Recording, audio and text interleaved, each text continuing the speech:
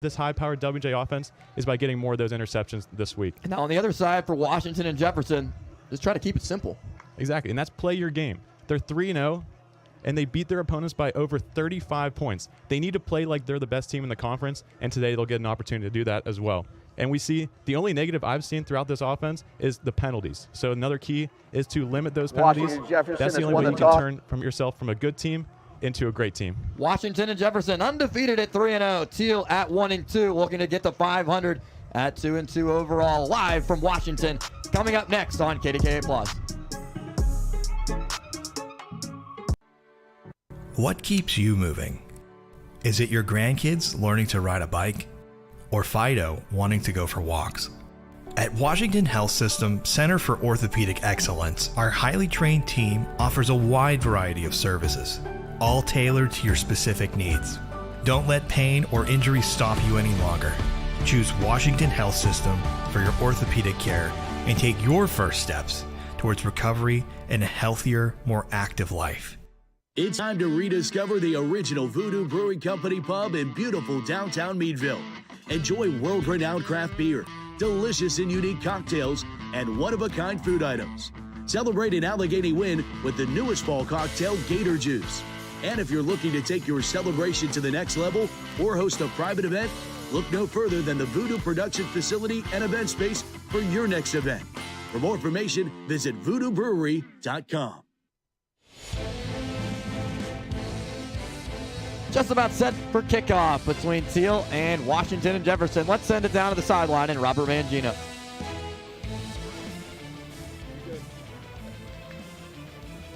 Hey everyone, when it comes to this game today, Sam Bauman for Thiel says a couple of key things are important. One, they've got to consistently move the chains.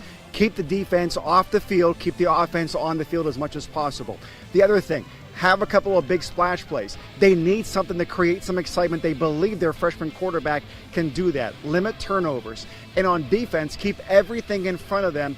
Do their best to keep Washington and Jefferson from having those big splash play opportunities. Now, for Sirianni, he says it's really simple.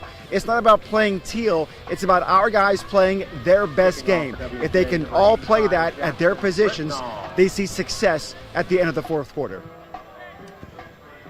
Thank you, Mangino, and it'll be the Thiel Tomcats getting the ball first. Washington and Jefferson won the toss and deferred to the second half. So we'll see Thiel and Joey Fell at quarterback for the first time today out onto the field as back deep, Chase Waller, as well as Andre Rogers, number 1.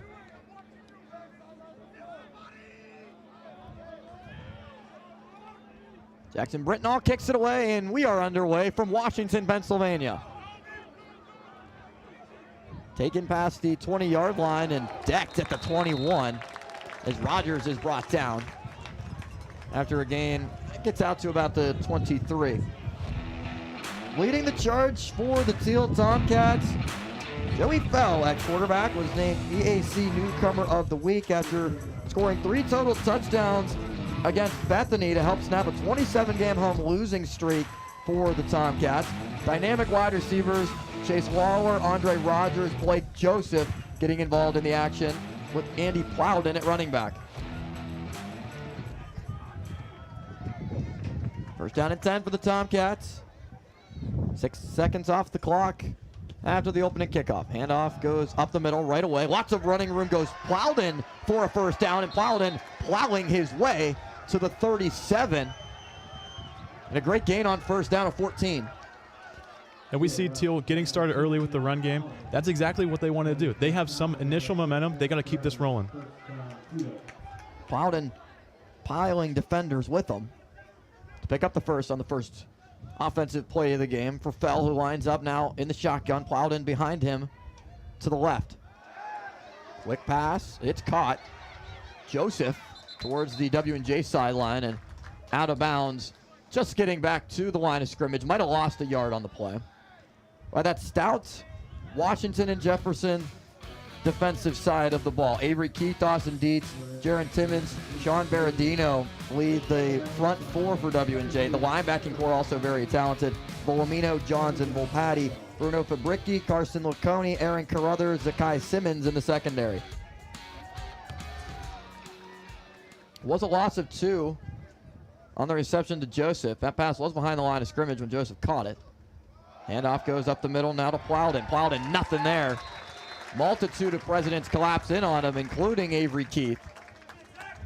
Zach Valentine also in there as well. What a great initial surge by Zach Valentine, stopping that run so quickly. We saw the first down play by the Tomcats with a huge gain. This time, Zach Valentine shuts it down. Plowden was able to get 1 yard back after the loss of 2 on first down. 3rd down and 11. Thiel needs the 46 to convert. 2 receivers line up each side for Fell. Plowden in the back. 7 seconds on the clock. Fell pass middle of the field, incomplete. Aaron Carruthers had the coverage on Blake Joseph. Joseph, the senior 5'9" wide receiver from Cannon Mac High School, not able to bring it down. And the Tomcats, after the 14-yard play on first down to begin the game from Plowden, forced a punt. See a good route, search route over the middle. However, he still didn't even get to the sticks. So regardless if he caught that ball, he was going to be short. Adam Devine is back to punt for Thiel.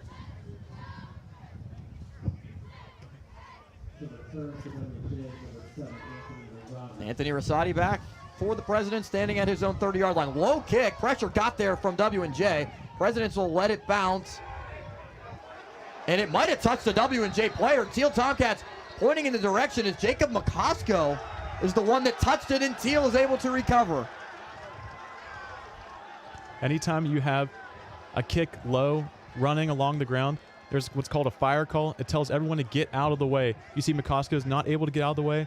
And then we see a Tomcats turnover so early on, which is what we wanted to see through our keys of the game.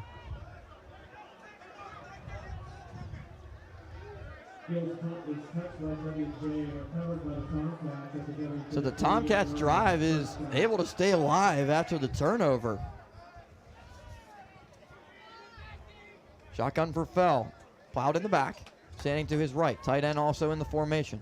Fake the handoff. Fell facing big rush from Dietz and others as the Presidents collapse in on him. James Tawadu also got in there to record the sack. You see all this momentum for Thiel, and then it comes to a screeching halt when you see this defensive line get to the quarterback. Dawson Dietz initially, Tawadu coming in to finish the sack. That's exactly what you want to see from this stout defensive line for the Presidents. Goes as the loss of 4. Sets up 2nd down and 14. Ball moved from the W&J side to the Thiel side of the field.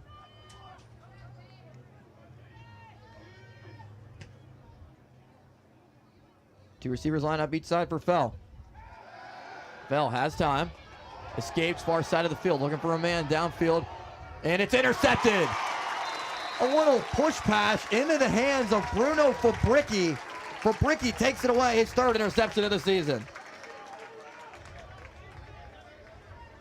12:04 remaining in the first quarter of play. No score, W&J ball coming up after this.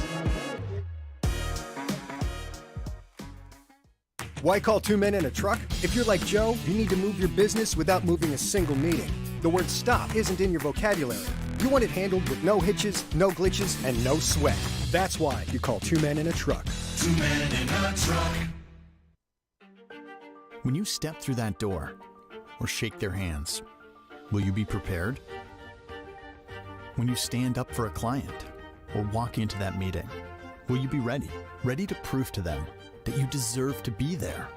When you come to Washington and Jefferson, you will be.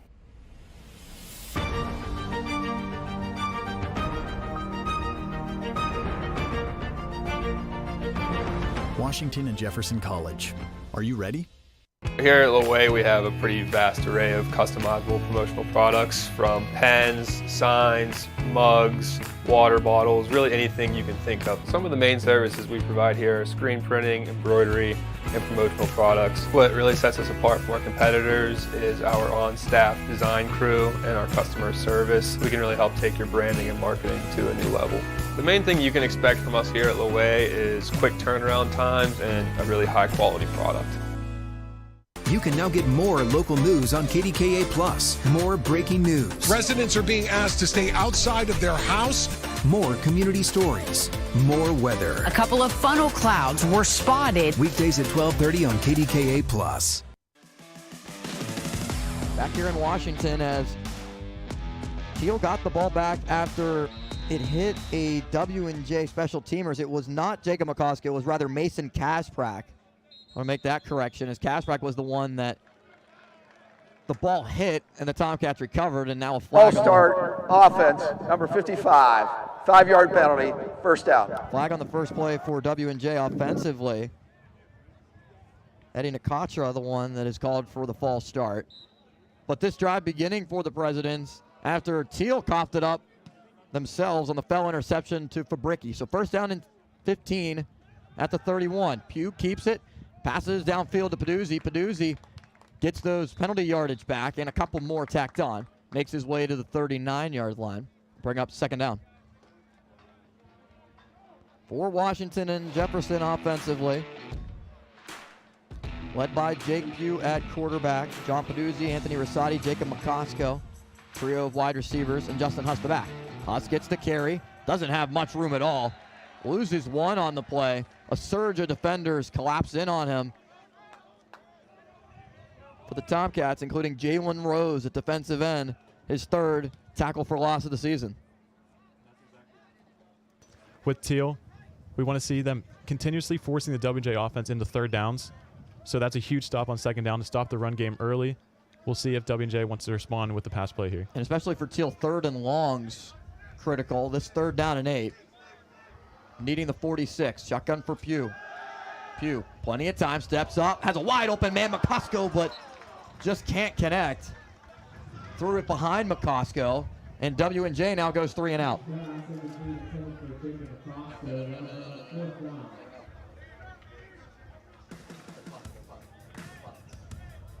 So W&J now forced to punt after Pugh was not able to connect with McCoskey, who was wide open, got away from his defender. And you hate to see that play because McCoskey is so wide open with his corner, just leaving him on his own. Just a poorly thrown ball by Pugh. We'll see him shore up those later in the game. Rogers back for Thiel. Good punt by Ricky Hunter. Forces Rogers to drop back to the 15. Rogers makes the first guy miss, and good job by the Presidents on special teams to be able to drag him down. It was Nick Wilson, the long snapper, who made the tackle and traps Thiel inside their own 20. And that's what's so dangerous when you have a receiver who's also your long snapper. He's the first one down on the field, and then you can see him make the tackle, just using his speed and stopping this Thiel offense before they can get great field position.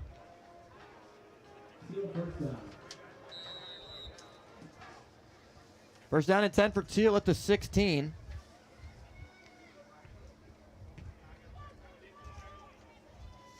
.10:47 remains here in the first quarter of play. First drive for each team, not resulting in much offense. W&J went 3 and out. Spell takes the high snap, tries to avoid the rush, throws it, incomplete.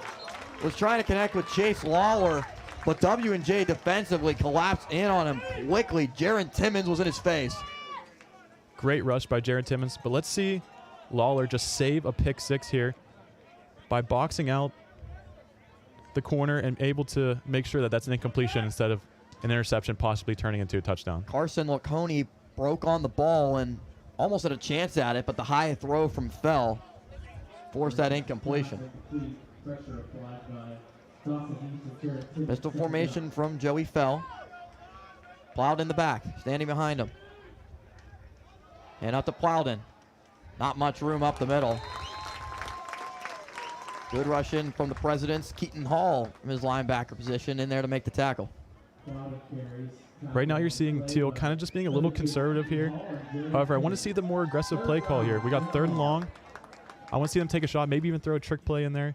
Just try to get some chunk plays so they can keep the offense on the field and the W&J offense on the sideline. Jaron Timmons and Justin Johns also factoring in on the tackle. Johns and Hall, 2 middle linebackers on the team. Hall comes out, Johns remains in. At the line of scrimmage showing pressure. Third down and 8 at the 18.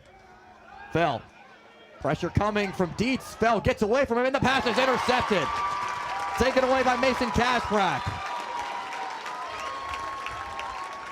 And Kasprak makes up for the turnover, the fumble on special teams, and gets the ball right back to this Washington and Jefferson offense.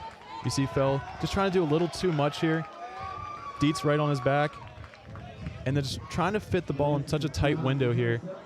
You don't want to set up this WJ offense inside their own territory. Poor decision by Fell on that. Just a young, indecisive move by Fell. 2 interceptions now from Fell. Came into today with just 1 on the year.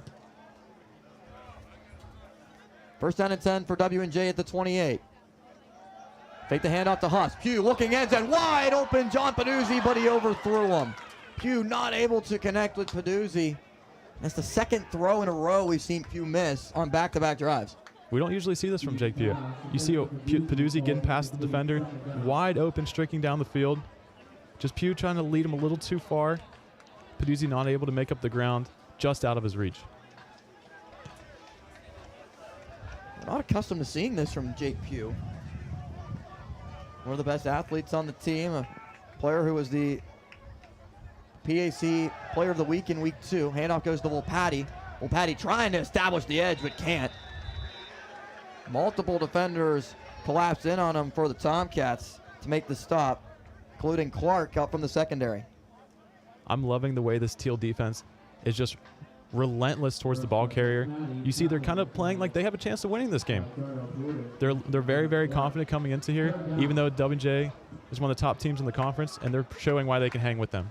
Darnell Jordan also in there on the tackles. It's 3rd down and 11 after the loss of 1. Pugh with time, steps up, fires middle of the field. Peduzzi wide open again and walks into the end zone. Jake Pugh to John Peduzzi from 29 yards out for the first score. 3rd time's a charm, right? Jake Pugh straight to John Peduzzi. We see it's a very similar play, just flipping the side of the field. Just no one seems to be guarding Peduzzi. He just uses his speed, gets past the defender, just a walk-in touchdown, and that's like we've been seeing for the past 3 weeks for the Presidents. And the ball off to the referee. And make it a 6-0 game with Ricky Hunter trying to make it 7-0. Good snap, good hold, and the kick up and good. 7-0 Washington and Jefferson with 9:08 to go in the first quarter of play. It's been all Presidents in the first quarter of games this year. W&J coming into today outscored opponents 42-0, and you see just how dominant W&J has been entering today's game through 3 games against St. Vincent, Bethany, Westminster, outscoring the opposition 141-10. And that's what this offense is built for. It's built to score fast, score quickly. We see there was a little miscues early on in the game, but those were shored up on that touchdown pass. You're going to see this W&J offense starting to light up the scoreboard really fast. Now for Thiel, Tomcats have been outscored in the first quarter 28-0, 21-0 coming into today. So it's been the W&J offense starting off quick, and Thiel not being able to get off to a fast start, and we've already seen 2 Tomcat turnovers. 7-0 Washington and Jefferson here at Cameron Stadium in Washington, Pennsylvania. I'm Austin Bechtel, joined alongside Alex Terrett and Robert Mangino down on the sideline.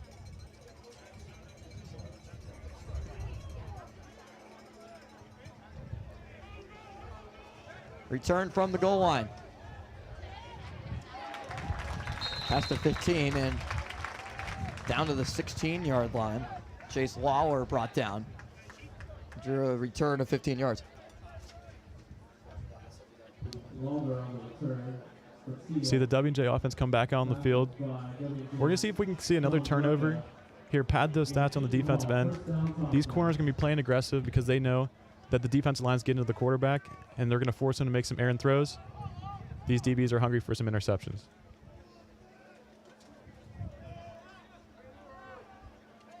.902 remaining. Fell in the offense, looking to just try to establish something.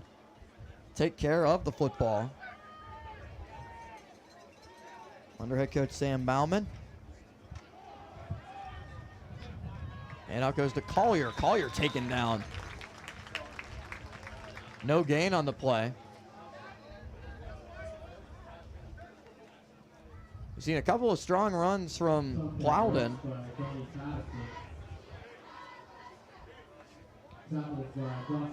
Dawson Dietz was able to make the tackle. And we're not going to see this W&J defensive line really give up much rush yards.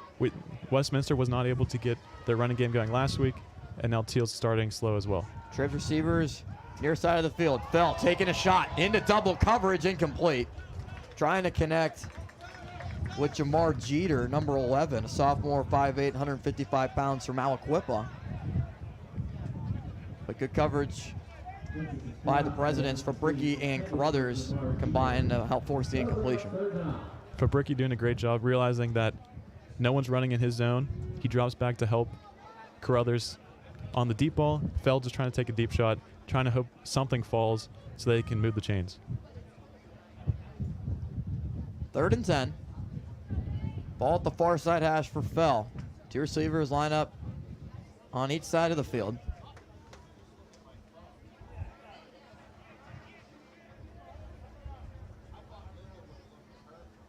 Sends the back out to his left.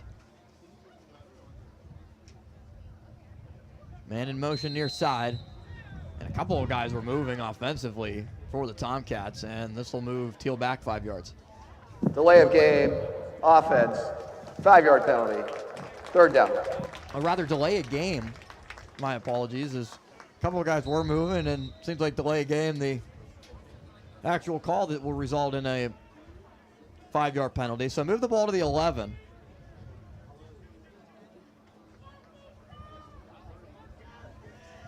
Pattison at tight end has been in the backfield a lot on this drive for the Tomcats. Handoff goes up the middle. Not much there for Pattison, as the Tomcats just decide to hand it off, and now we'll punt. Thiel just not trying to cause a turnover here like they saw on the last drive. Not trying to give W&J easier field position than they have been throughout this game. Thiel's just trying to stay in this game, hopefully get something going on offense, and trying to see if their defense can slow down this offense a little bit. Bolomino made the tackle. It's 4th down and 14 as Thiel has to punt again. Rosati back for the President, standing at his own 50-yard line. Devine with his feet just short of the goal line. Gets the punt away. Might have been blocked by the President. It was, as W&J gets away from it, and will be great field position for the Presidents starting out at the 29-yard line. Other games going on in the PAC today. Bethany at Allegheny. Westminster faces off against Waynesburg, homecoming for the Yellow Jackets today. Carnegie Mellon at Grove City, definitely a game to keep an eye on, 2 of the top teams in the PAC. Geneva at Case Western in today's matchup between the Tomcats and the Presidents right here on KDKA+. Great field position for Jake Pugh in the offense to begin. Sends Zach Cernuto, our player of the game last week, in motion. He goes near side of the field, and Pugh looks in his direction for Cernuto, just overthrown, but a flag comes in late. Looks like the Presidents will draw a holding penalty here, as Cernuto was trying to escape out of the backfield. We're going to see Cernuto trying a little wheel route. Pugh just holding onto the ball as long as he can, trying to get Cernuto to gain some ground, get some space. But that works in their favor with the incompletion to still draw the flag. Defense, number 7.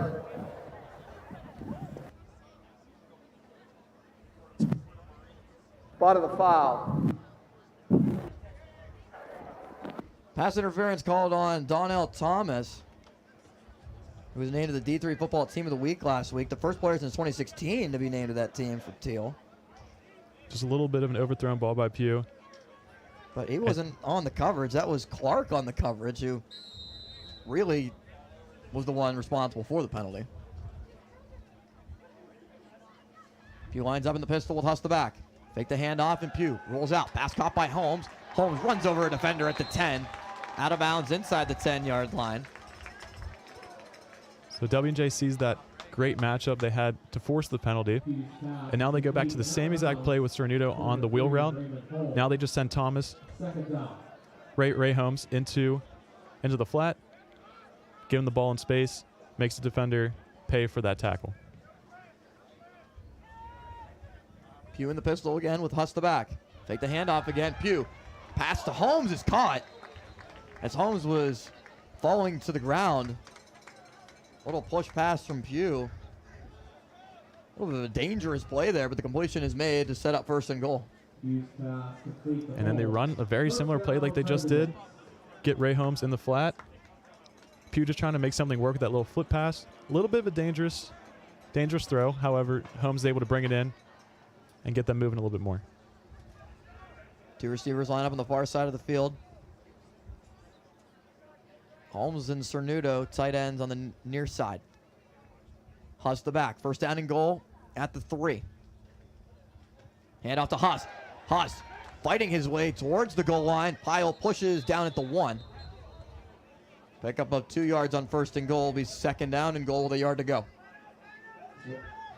We see not many rushing plays on this drive for the Presidents so far.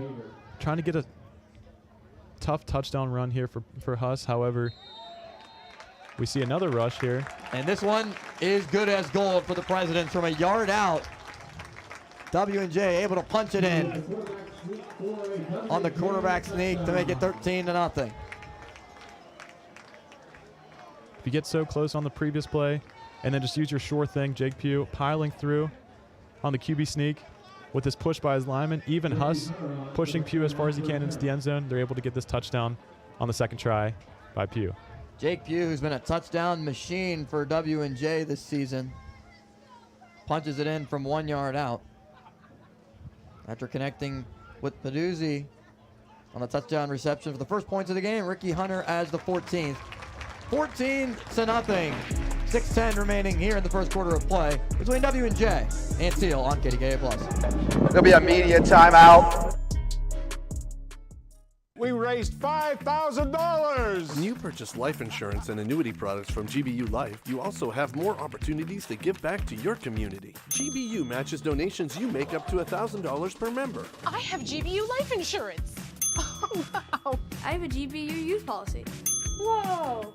We've got GBU annuities. Hey! Our $5,000 just turned into $10,000. That's a lot of big checks. Find out more at gbu.org. Maya, can you come in here, please? Already. Yeah, Dad, what's up? Is that your brother on the TV? Yeah, that's my brother. It looks like it's tonight's game. But how can that be your brother? I have never missed a single game. We couldn't go tonight. Remember, you broke your foot. Right. Well, I don't know who's putting on this production, but without them, I'd be missing this.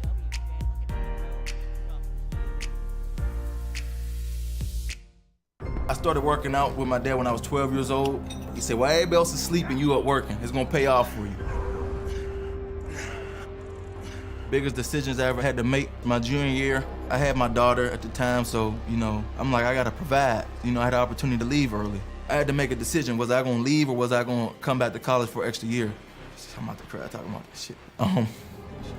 Once I made that decision to come back, my mindset wasn't just to be good, it was to be great.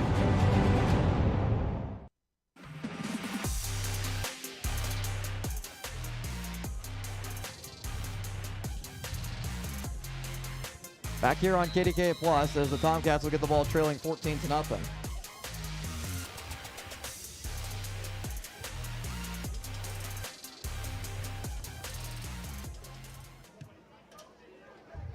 Kickoff away, fair catch signaled for and grabbed at the 1 yard line for a touchback.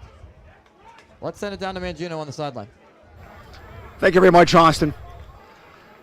Mike Sirianni lit a fire under his team after that muff punt and then a quick 3-and-out. Immediately went over to the offensive bench, led the team meeting right there, and in turn, 14 quick points for Washington and Jefferson. And I don't know if you've noticed, but in other college programs, people who get turnovers, they'll get the big gold chain or whatever. Well, here, you may have noticed that they get the powdered president's wig when they get the big turnover. Both of them getting their reward earlier today. Indeed, with those 2 turnovers. And now Christian Morantis is in at quarterback. Morantis, the backup for Fell entering today. Morantis, a junior, 6 foot 200 pounds. He hands it off. Plowden goes up the middle. Plowden fighting off tacklers, making his way to the 28. You got to love the speed and the power by Plowden. Just getting as much yards as possible. Really trying to force this Thiel offense to get something going.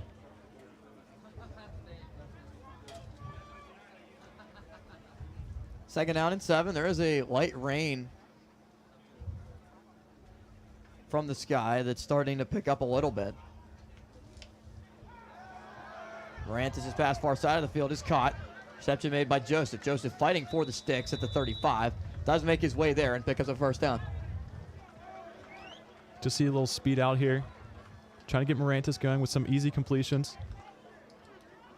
Nice little pitch and catch there. Way to turn up after the catch and getting a first down, which is what the Tomcats desperately needed right now.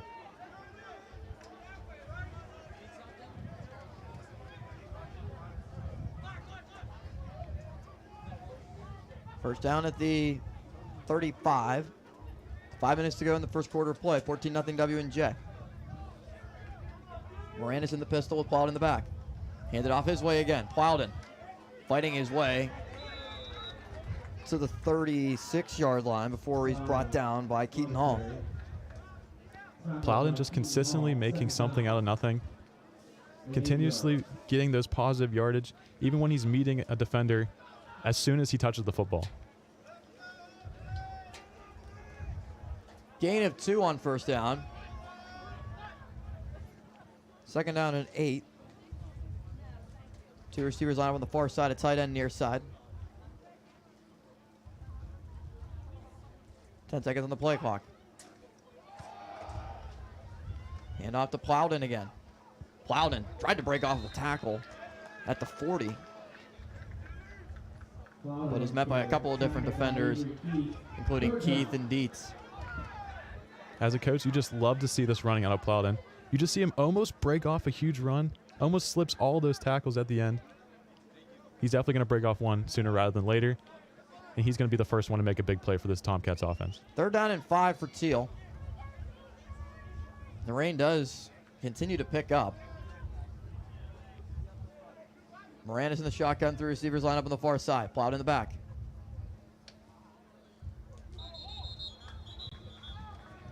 And movement on the offensive line for the Tomcats. False start, offense, number 75. 5-yard penalty, third down. Mercado at center is the one that moved.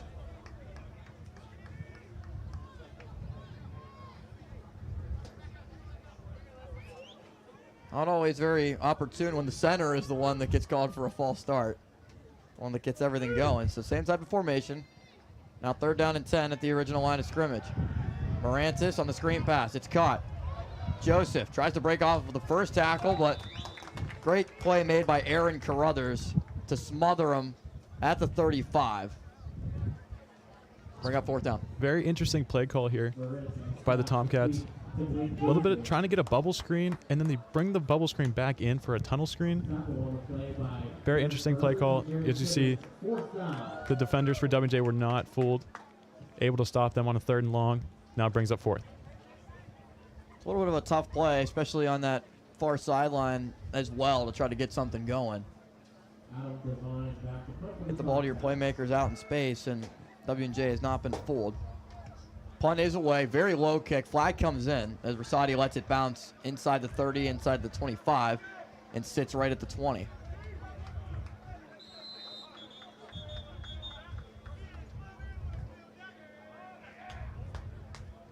What'd you see on the potential flag here for the punt? Looked like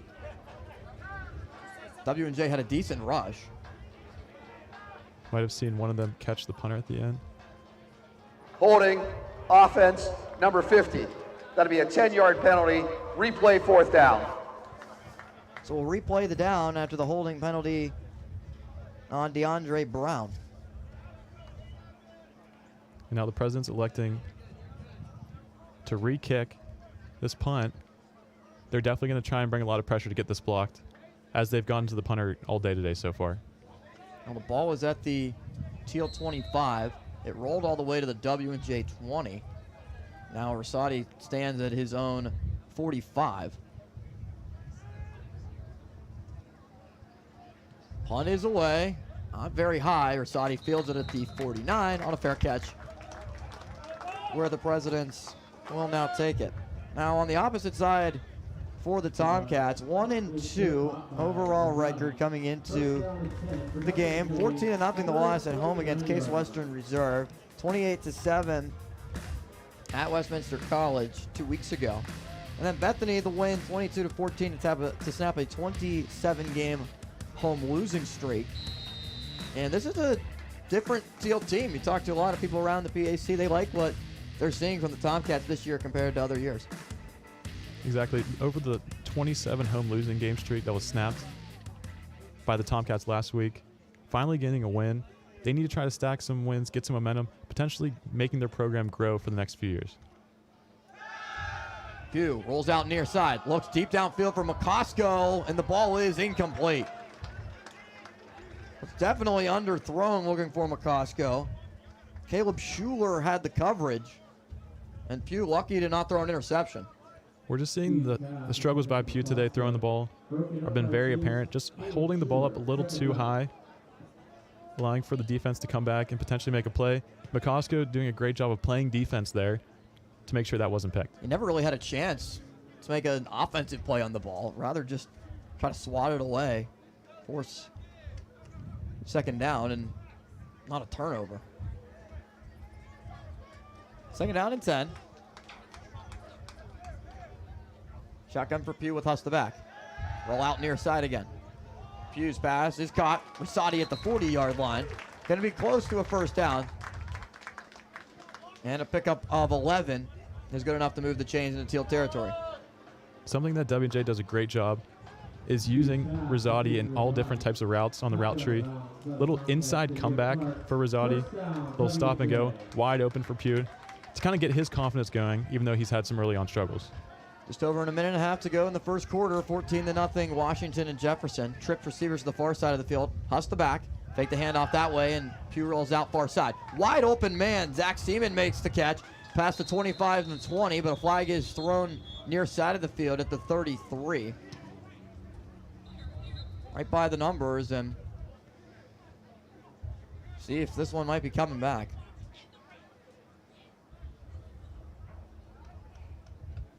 Eligible man downfield, offense, number 56, 5-yard penalty, first down. Grant Cullen got a little too anxious and was caught downfield. We'll bring the ball back to the 45. This happens a lot with the RPOs that W&J has, because the linemen don't know if the ball was pulled or they wouldn't with the running back. So sometimes just easily getting confused with the offensive lineman, just being a little too aggressive, thinking that the ball carrier or in Huss had the ball still and just blocking downfield. So it wipes out the big passing play to Zach Seaman. And another flag thrown. Signaling another false start. False start, offense, number 56, 5-yard penalty, first down. Hasn't been great for Grant Cullen on the last two plays. Unfortunately, this is what's causing W&J to turn from a good team into a great team, and it's those penalties. Just self-inflicted penalties here. Against better teams in the conference, this could lose you games. This could lose you football games.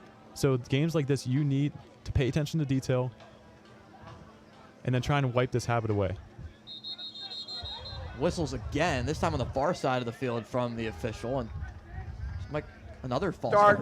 Offense, number 15, 5-yard penalty, first down. This one on John Peduzzi.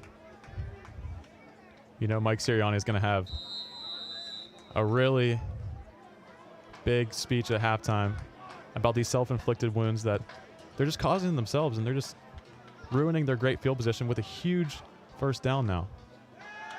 Pugh, deep drop back, far down the field for Peduzzi, overthrown by 5 yards. Incomplete. Schuler had the coverage once again. Sets up second down and a lot, needing the 30 of Thiel for a first down. This is just so hard to watch because you know how well Pugh and Peduzzi's connection is. And we've seen 3 different passes today that have been overthrown. That could have been 3 touchdowns in a row. They've only connected for 1 touchdown so far, when there could potentially be 3 or 4 on the board right now. But 3 penalties in a row. Back the Presidents up to the 45. 2nd down and 25. Pugh tries to escape. Middle of the field. Open man. Rosati's got it at the 35-yard line of the Tomcats. Got a lot of those penalty yards, all the penalty yards back, and much more. And we'll set up 3rd and a lot more manageable. 3rd and 4 coming up. Just running a little 4 verticals route here. Rosati does a great job of work in the middle of the field. Is able to be Mr. Reliable here to now have a 3rd and manageable.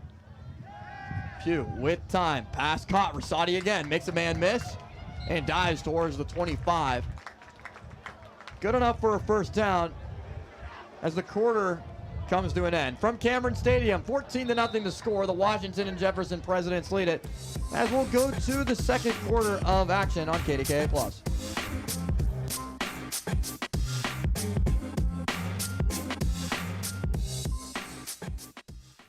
It's time to rediscover the original Voodoo Brewing Company pub in beautiful downtown Meadville. Enjoy world-renowned craft beer, delicious and unique cocktails, and one-of-a-kind food items. Celebrate an Allegheny win with the newest fall cocktail, Gator Juice. And if you're looking to take your celebration to the next level or host a private event, look no further than the Voodoo Production Facility and Event Space for your next event. For more information, visit VoodooBrewery.com. For us, this is not just a job. This is our mission. Providing great patient care. Delivering babies. Healing hearts. Detecting cancer early. Stitching wounds. And holding your hand through it all. Proudly serving our community for over 125 years. Washington Health System. Here at Loway, we have a pretty vast array of customizable promotional products, from pens, signs, mugs, water bottles, really anything you can think of. Some of the main services we provide here are screen printing, embroidery, and promotional products. What really sets us apart from our competitors is our on-staff design crew and our customer service. We can really help take your branding and marketing to a new level. The main thing you can expect from us here at Loway is quick turnaround times and a really high-quality product. 14-0 Washington and Jefferson as we begin the 2nd quarter of play from Cameron Stadium. 1st down and 10 to 25. Handoff to Volpatti, nowhere to go. 2-yard loss. Multiple defenders, including Morningstar, in on the tackle defensively for the Thiel Tomcats. The struggles for this W&J offensive line have been so apparent with all the penalties, and now they haven't really been able to get the running game going at all. You're saying Pugh's also having his struggles with Peduzzi. This team needs to wake up if they want to make a statement win here against the Tomcats. Bailey Ryan in on the stop. 2nd down and 12 now. Pugh, empty backfield. Pass towards the 5. It's caught by Peduzzi. Dives for the pylon. Reached out for it, but is down at the 1. Peduzzi's momentum took him out of bounds as W&J hurries up to the line. Thiel looking to make some changes, running players onto the field. And now the Presidents have to wait as W&J also substituted. 1st and goal at the 1. Now W&J will bring on the jumbo package with Holmes and Zach Cernuto. We'll see Volpatti out as receiver. Cernuto takes the direct snap, plows his way into the end zone. Touchdown, Washington and Jefferson from 1 yard out. Zach Cernuto, last week's player of the game and the D3 football team of the week honoree with 3 touchdowns against the Titans, finds the end zone again. If you watched our last week broadcast, Westminster W&J, you kind of get a little deja vu moment by seeing Cernuto as quarterback and just plowing his way for the easy touchdown. They love to see this jumbo package consistently have success with Cernuto at the helm. Ricky Hunter on to attempt the extra point. Snap, hold, and kick. All good. 21-0 with 13:45 to go in the 2nd quarter of play. It's been all Presidents so far. On Friday next week in the Steel City High School Football Showcase, presented by UPMC Sports Medicine, West Mifflin and Avonworth do battle on the final Friday night of September. catch that one in the KDKA Plus crew, part of JRM video production from Avonworth next week on KDKA Plus in the High School Football Showcase. So there has been a decent amount of penalties. We've seen the weather not being the greatest factor. It's not a heavy rain, a little bit of a sprinkle. Was expecting to see decent conditions, but currently 61 degrees, 15-mile-per-hour winds. Been gusting on and off again. At the moment, not gusting too much. It's just tough to see both these teams having struggles early on. You're not seeing the best football from either side. And so far, we see the score's been pretty one-sided. However, W&J's not playing their game like we're used to accustomed seeing over the past couple weeks. W&J was able to convert on a 2nd down and 25. The ball has fallen off the tee, so there's a little bit of that win factor. There's always the win factor when you have a rainy day, a little dreary day. The wind obviously does affect the passes and the trajectory of the ball. And then you can also see even on the kickoff, the kicker always has a problem with the wind when it knocks the ball off the tee. First couple games we had was pretty solid weather conditions. Sunny atmosphere against Westminster. No precipitation. Now it looks like a September college football game. Kickoff is corralled at the 10-yard line. Rogers runs into a wall at the 25. And that's where the Tomcats will take over. I want to take a quick correction and quick apology. Christian Morantis is in at quarterback. We had a little bit of an issue with numbers right off the start of the game at the quarterback position. So Morantis is in there at quarterback, number 18 from Poland, Ohio. Morantis, a freshman, went to Poland Seminary High School. And now Thiel on the penalty of their own. False start, offense, number 75. 5-yard penalty, 1st down.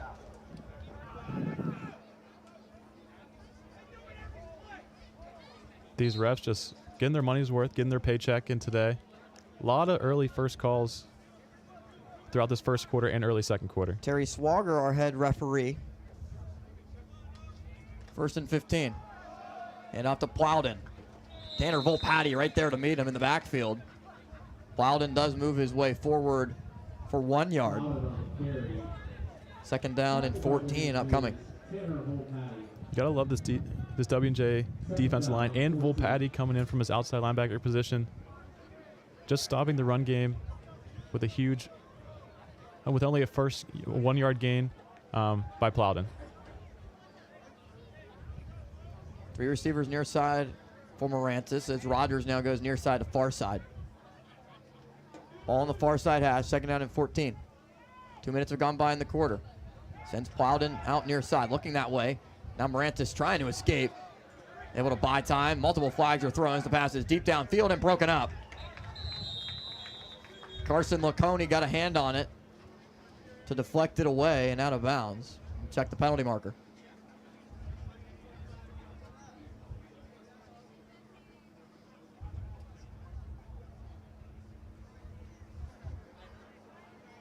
Well, nothing's been going right so far for Thiel. Number 73, that penalty's declined. 3rd down. Holding penalty on Christian Good, the right tackle. You'll see these holding penalties occur so often when you have a quarterback scrambling, just trying to make something happen.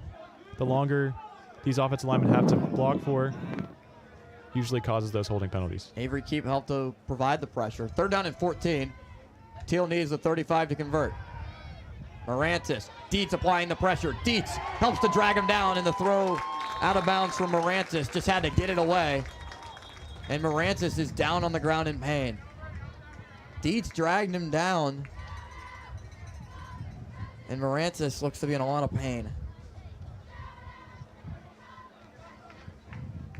You see a defensive lineman like Dietz, just so quick off the ball. Wraps Morantis around his legs.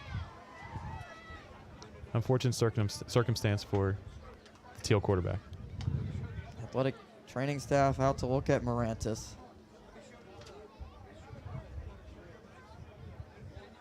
$21-0 W&J leads it. Let's take a break as Morantis is attended to on KDKA Plus.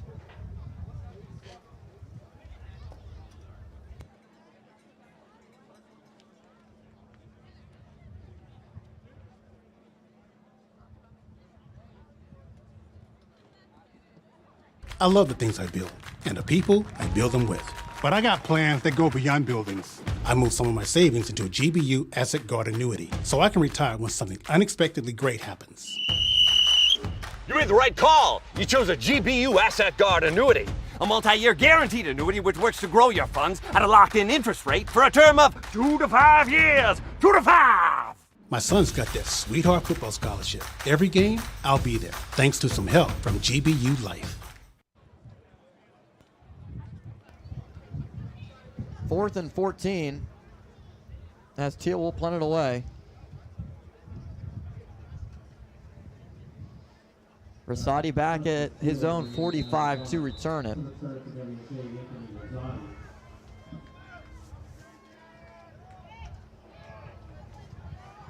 Best punt of the day for the Tomcats. Bounces at the 38. Rosati off one hop, corrals it inside the 30, and now it goes out of bounds. There is a marker down at the Thiel 20-yard line.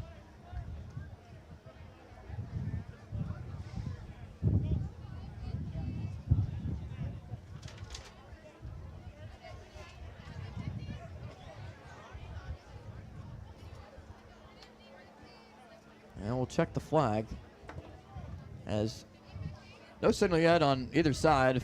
To be repunted again, and appears that might be the case. Illegal formation, offense, 5 men in the backfield. That's a 5-yard penalty. Replay 4th down. And some of these unforced errors from Thiel just been costly in field position after a really solid punt there for the Tomcats.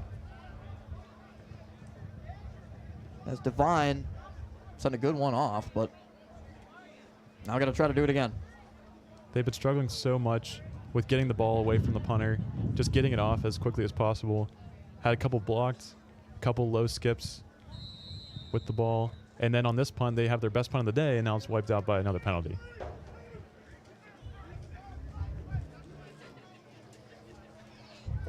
So move the Tomcats back 5 yards. Rosati now standing at midfield. Low kick. Takes a couple of hops, and Rosati will let it continue to roll inside the 45, and it's spotted by the Tomcats at the 43 and officially down. I want to thank our sponsors for being a part of our Division III college football broadcast here on KDKA Plus, including Washington Health System, Voodoo Brewing Company, 2 Men in a Truck, GBU Life, and Leway Athletics for being members of our broadcasting team as our official sponsors for this D3 football season in 2023 on KDKA Plus. Here at Cameron Stadium for the second straight week in a row. Austin Bechtold, Alex Terrett, Robert Mangino. Two receivers far side, one on the near side for Jake Pugh. Take the handoff, and Pugh to Rosati. Gets the first down. Good gain for Rosati after the quick catch for 11. We've noted the struggles with Pugh and Peduzzi all day today. But how about the chemistry and the connection building up with Pugh and Rosati? Rosati just that clear, Mr. Reliable slot receiver, gets you those tough yards, gets those drives running, and we see it on that play. Pugh running near side, deep down the field for McCosco. He's got it. McCosco steps out of bounds at the 30, takes a little bit of a shot afterwards. Hit delivered by Justin Logan in coverage, 5'11 junior. Good enough for another first down, marked at the 31 of the Tomcats. Great play design here. Have all the attention go to Rosati on the flat route. Then McCosco runs a corner to get his feet in bounds. Great toe tap to get a first down. McCosco lines up near side. Huss the back. They'll hand it off this time. Huss takes it to the 28. Wasn't much there.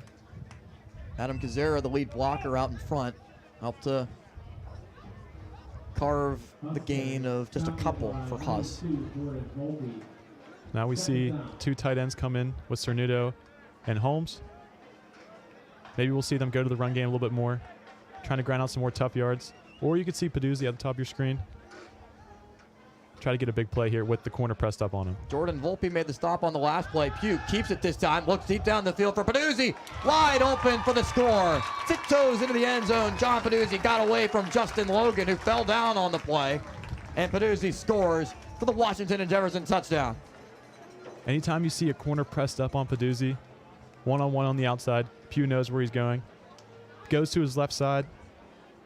Notices that Peduzzi, using his strength and his size, defender falls down. Peduzzi wide open for another touchdown. Second touchdown of the day for John Peduzzi. Ricky Hunter's extra point up and good. 28-0. Washington and Jefferson leads Thiel at Cameron Stadium. Back after this on KDKA Plus.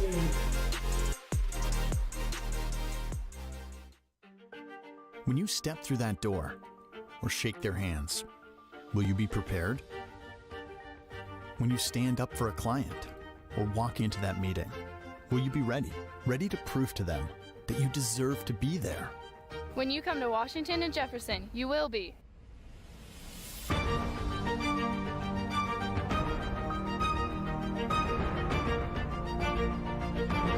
Washington and Jefferson College.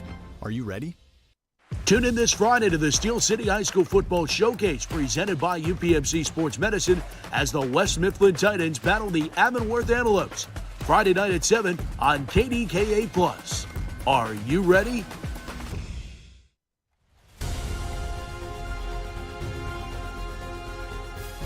Looking to escape a dead-end job? We can help. Apply at 2 Men in a Truck today for a good job that can become a great career. Sure, I'll be there at 5 a.m. I can binge one more episode.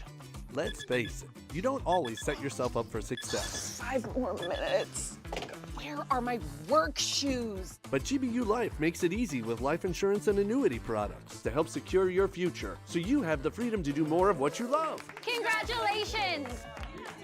Retiring early must be nice. What are you going to do first? I think I'll sleep in. Secure your future today. Visit gbu.org. Back here at Cameron Stadium, let's send it to Mangino on the sideline. Fell, the starting quarterback, the freshman out of Champion that Coach Bauman is so excited about, says he can make those splash plays.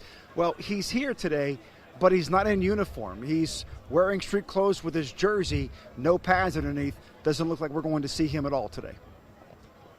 Okay, thank you, Mangino. Answers a lot of the questions as to why I was so confused on the first drive or so of the game. My apologies again, as Christian Morantis, we saw him injured on the last offensive play for Thiel. So who might be next in line?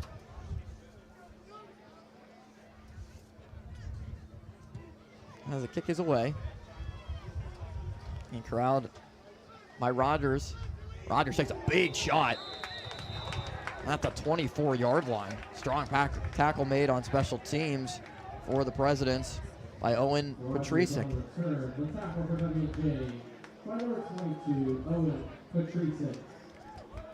You just see Owen Patricic, the first one to meet the ball carrier. He's consistently done that as well all day today.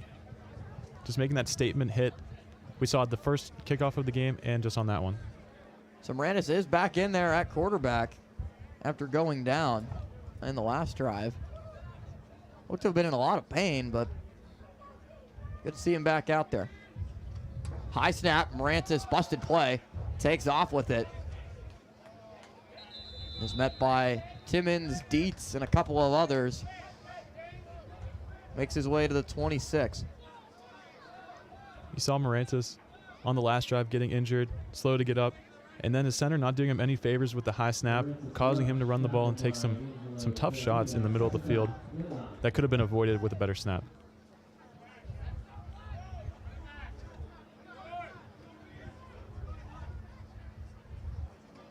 Second down and 8. Plowed in the back. Morantis in the pistol. Sends Pattison in motion. Plowden up the middle. Not much there. Pyle does move forward to the 29.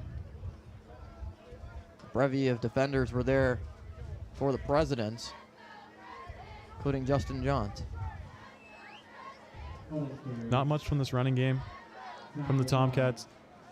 Plowden just consistently getting as many yards and fighting for every single yard that he can possibly get, and his offensive line helps him with that little surge, makes it a third manageable. Keaton Hall was also there defensively. Seen a lot of Hall and Johns making plays.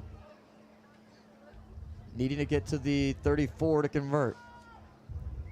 Pistol again for Morantis. Hands it off. Plowden, nothing there. Washington and Jefferson. How about Justin Johns again? Ball came out at the end of it, but Plowden was down. Tackle for loss for Justin Johns. And now Thiel will punt. This is what makes Justin Johns so special, is the way he shoots the gap using his speed and able to lock up that tackle and not let Plowden get any sort of yardage on that one. Justin Johns has consistently been one of the leading tacklers on this W&J defense, and he shows why with his impressive speed and tackling ability. Plowden is down on the field for the Tomcats, the 5'8" senior running back from Homewood, PA. And while he's able to get off to the sideline now, Tomcats punting team will come on. So not seen much of a rhythm from Thiel offensively. Tried to establish the run, but penalties and negative plays not helping Thiel really find anything offensively to materialize after those interceptions from Morantis early on in the game.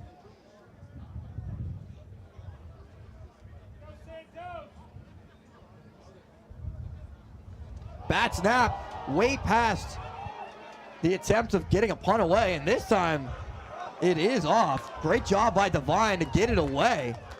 Horrible snap from Randall Miller. But somehow, some way, Adam Devine was able to get the punt away.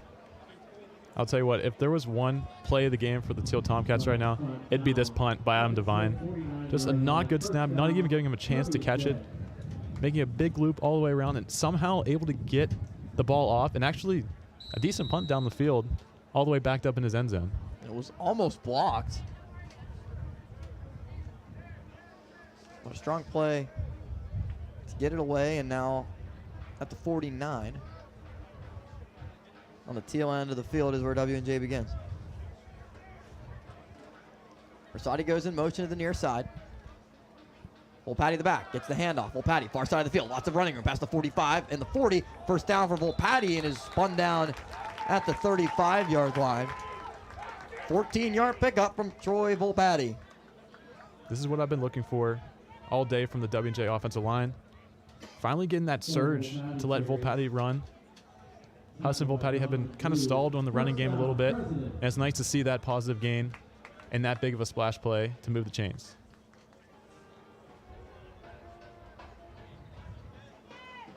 Saw a decent amount of Huss from Derry, Pennsylvania. Troy Volpatti from Bethel Park. Whippeal product as Pugh. Thomas Jefferson rolls out and finds Rosati near side of the field. 25-yard line, dragged down at the 23. Tackle made by Schuler. Went to New Brighton High School. Rosati doing a great job of just finding that open window in the zone. He just gets lost in space. No one anywhere near Rosati.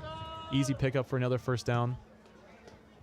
Presidents continuing their momentum on the offensive side. Pugh, shotgun, Volpatti the back. Pugh looking near side. One-on-one coverage from McCosco. Dives, incomplete. McCosco tried to haul it in, but was broken up by Donnell Thomas. Flag is thrown at the 21-yard line, near side of the field, right by the numbers. And here's the call. Personal foul, face mask, defense, number 7. That penalty will be half the distance to the goal, first down. So McCosco was able to get away from the face mask penalty. Maybe part of the reason why the timing wasn't necessarily there, but almost made a tremendous catch. I love this matchup between McCosco and Thomas. Just two big physical players going at it all day. And we see McCosco comes out with the positive with the flag by Thomas. Pistol formation now for Pugh. First down, handoff to Volpatti. Volpatti with lots of running room. Near side past the 10. Out of bounds near the 5. Volpatti gets his way to the 6. Volpatti has such a great initial step. Tries to get the edge here. Actually broke off that last tackle and just his momentum carrying him out of bounds, stopping him from getting a few more yards or maybe in the end zone. So Peduzzi at wide receiver on the far side. Nick Wilson, the near side wide receiver. Pugh hands it off to Volpatti. Seam opens up in the middle of the field. Volpatti close to the goal line and is down at the 1. Maybe the 1.5 yard line. Does move the chains and will set up first down and goal. Now, different from the last play, now we see Volpatti just running straight downhill. Great closing by the Thiel linebackers. And out to Volpatti. This time going nowhere. Brought down the backfield by Clark. And we see Darnell Jordan coming from his free safety spot, just shooting the gap on the outside and making Volpatti have to make that initial move, causing the linebackers to swallow up Volpatti for a loss on the play. And it was his pressure that allowed Clark to make the tackle. 2-yard loss. Second down and goal. Volpatti remains the back in the pistol, standing behind Jake Pugh. Sends Exernudo in motion towards the formation. Take the handoff and Pugh will keep it. Pugh dragged down for another loss. Backed up to the 5. A flag comes in at the end of it. Tackle was made by DeAndre Brown. Now another flag and more flags. A lot of laundry on the field as the Tomcats angrily were yelling in frustration. And it looks like there's going to be a multitude of penalties on Thiel as now a player is also down on the field. So a lot going on with the Thiel defensive side at the moment. Let's send it to Mangino. What'd you see? Austin, what we have here is that there was a penalty on Thiel, and then once the referee called that, one of the defensive backs got furious about it and apparently mouthed off to one of the referees. That's why you now see 3 flags on the field. We'll see what comes of this discussion from the referees huddling up to talk about it. Play. There are 2 dead ball fouls on the play. Unsportsmanlike offense, number 78. Unsportsmanlike defense, 0. Those penalties will offset. That is the first conduct players. So unsportsmanlike conduct penalties. It's a dead ball foul. The down counts. It'll be 3rd down. Angelo Fertini picks it up, the right guard for W&J. Darnell Jordan, the senior free safety for the Tomcats, who's been pretty solid today, as the penalties will offset.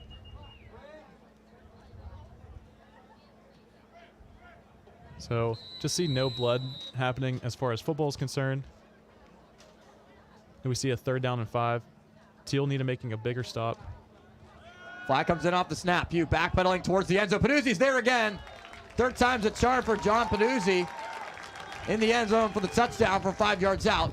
Check the flag in the secondary, but Jake Pugh signaling illegal it will count. substitution, defense, 12 players. That penalty's declined. Touchdown scored. Touchdown Presidents continuing to add on as Jake Pugh got away from the pressure and found Peduzzi for the 3rd straight touchdown. Thiel even having 12 guys on the defense, still can't stop Peduzzi on the outside. Pugh and Peduzzi not having the best day of a connection. However, they're still connecting for 3 touchdowns on the day. Ton of scores for Pugh and Peduzzi. Ricky Hunter's extra point is good. Jake Pugh, John Peduzzi spent a ton of time at Hilton Head Island over the offseason, hanging out, getting to know each other, and they've known each other a lot with 3 scores today, 35-0.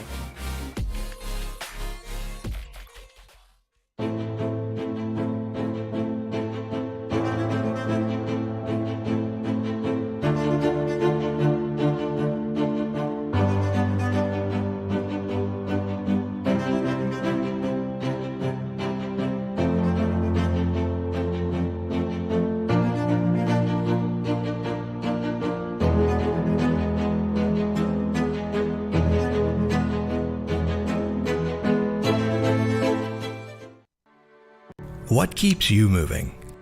Is it your grandkids learning to ride a bike? Or Fido wanting to go for walks? At Washington Health System Center for Orthopedic Excellence, our highly trained team offers a wide variety of services, all tailored to your specific needs.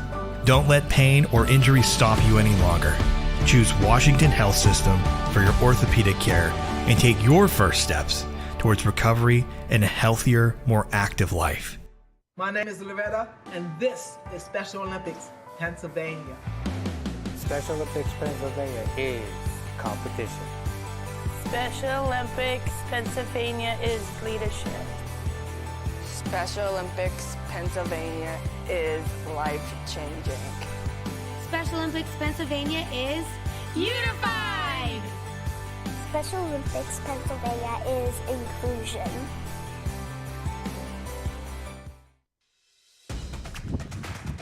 $35-0. W&J leads. Under 6 minutes to go in the first half of play. As the ball falls off the tee again. Wind a little bit of a factor. It's been a light rain throughout the game. Today's matchup between Thiel and Washington and Jefferson. There's a ton of great games today in college football. Pitt Panthers host the 17th ranked North Carolina Tar Heels at 8. The whiteout game at Penn State, Iowa at the Nittany Lions at 7:30. Penn State favored by 14. Florida State and Clemson, a 17-17 game in the second half. ACC matchup. Colorado's at Oregon. Colorado's gotten a lot of attention with Deion Sanders as their head coach. Ole Miss at Alabama at 3:30. UCLA, Utah, another ranked matchup. Oregon State at Washington State. Ohio State, Notre Dame as well. Kickoff bounces inside the 15-yard line. And still going towards the 30-yard line on the run back from Rogers. Makes his way to the 28.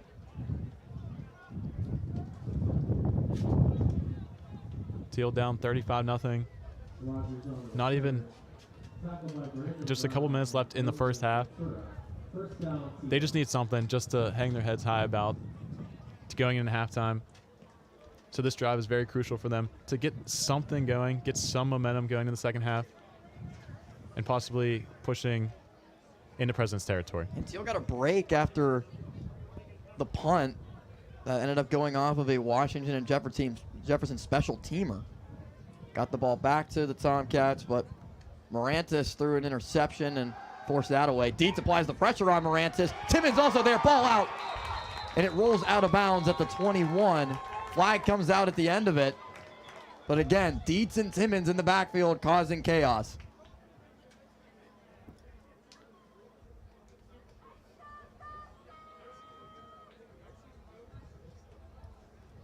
It's been nothing but moving backwards for the Tomcats. We'll see if that might be the case again. Intentional grounding, offense.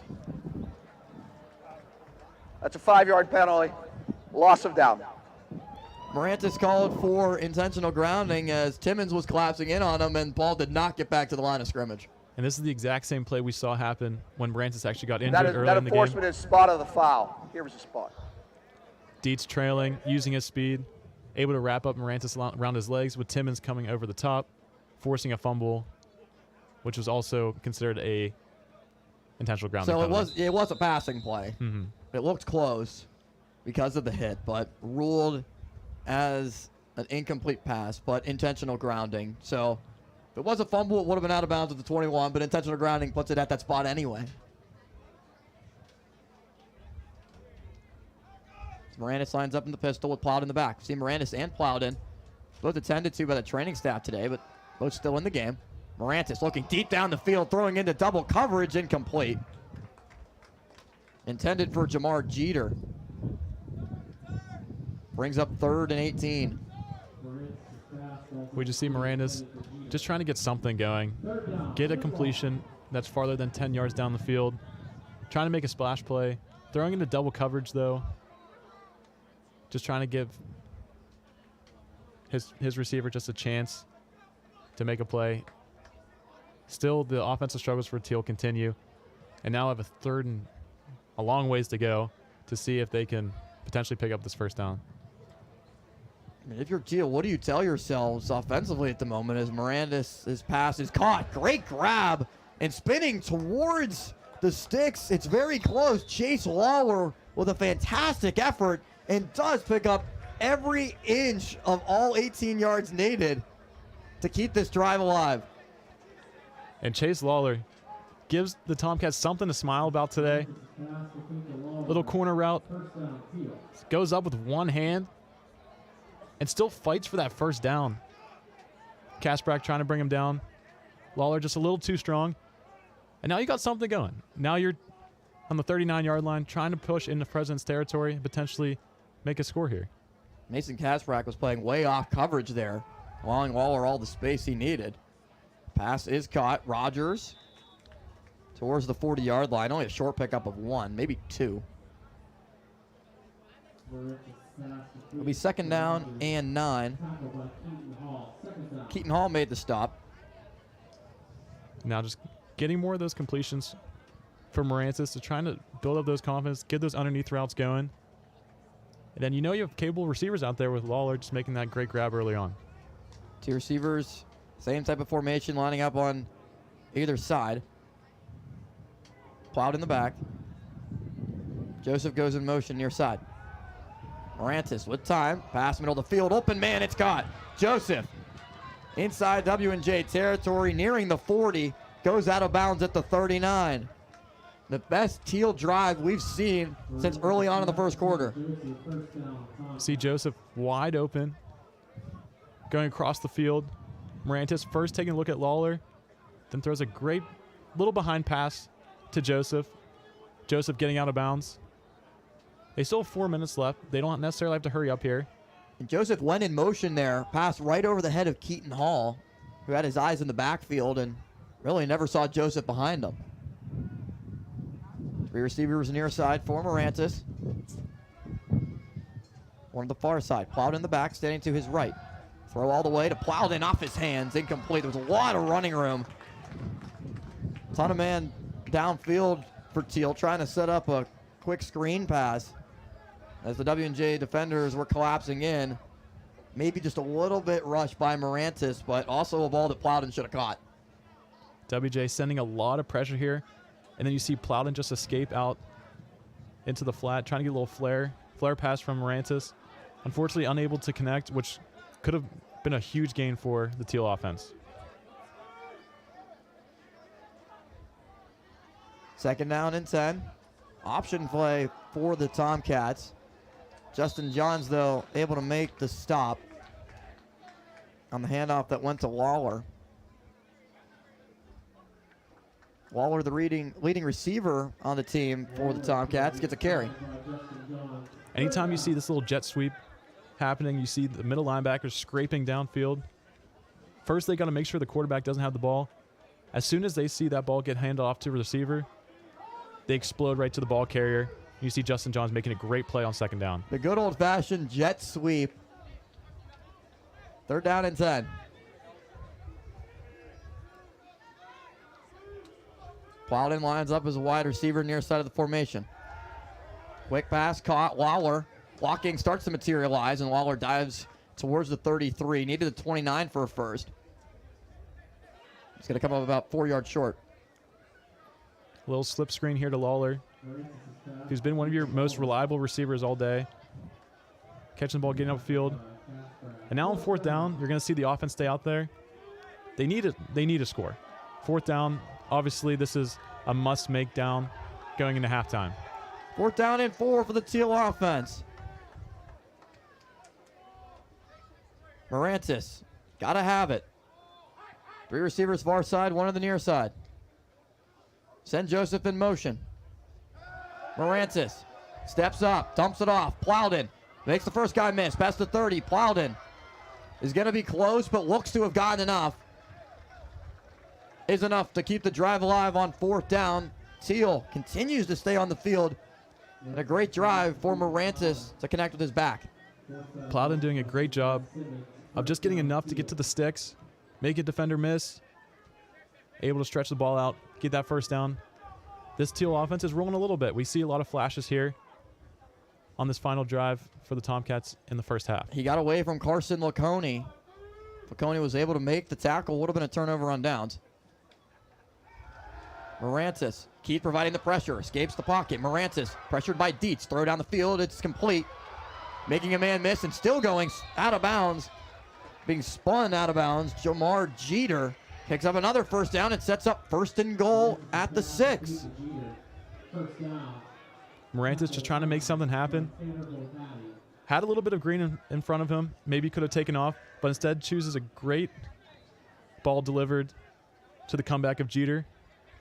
Jeter coming back to the quarterback, making a great play. Getting upfield, getting as many yards as possible. Now they're inside the 10. Got to see a play call here. Hopefully they can convert. Bruno Fabricki, the corner, they got faked out on that last play. 1st and goal. Plowed in the back. Morantis, one-on-one coverage. In the end zone, incomplete. Looking for Lawler, and a flag comes in at the end of it.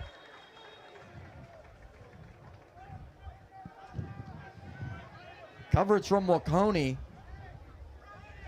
Looks like he got too much of Lawler in coverage. Pass interference, defense, number 16. Now the ball will be placed at the 2-yard line, 1st down. Pass interference in the end zone. We'll place it at the 2.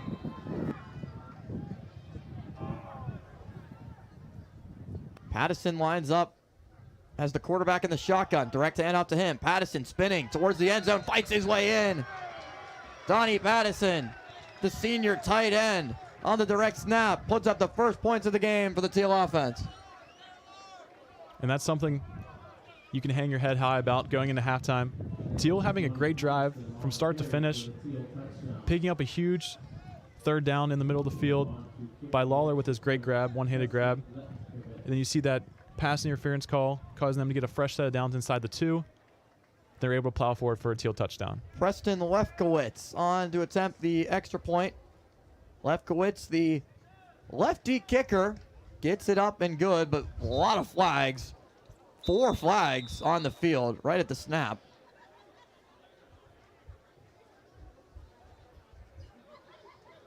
The 2 referees standing right underneath the uprights threw him right off the snap. Appears to be offsides on W&J. And the extra point should be good. 35-6. Will be 7 if the extra point does indeed count. Big discussions from all the referees right by the goal line.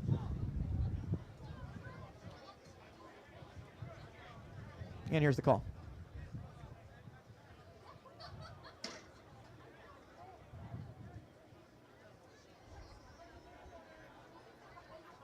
Appears that the try will be good.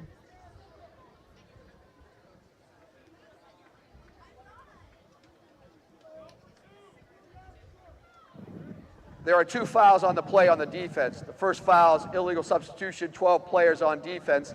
That penalty is declined. The extra point is good. Also, there's a personal foul for leaping on number 7 on the defense. That is a 15-yard foul. That'll be enforced on the kickoff.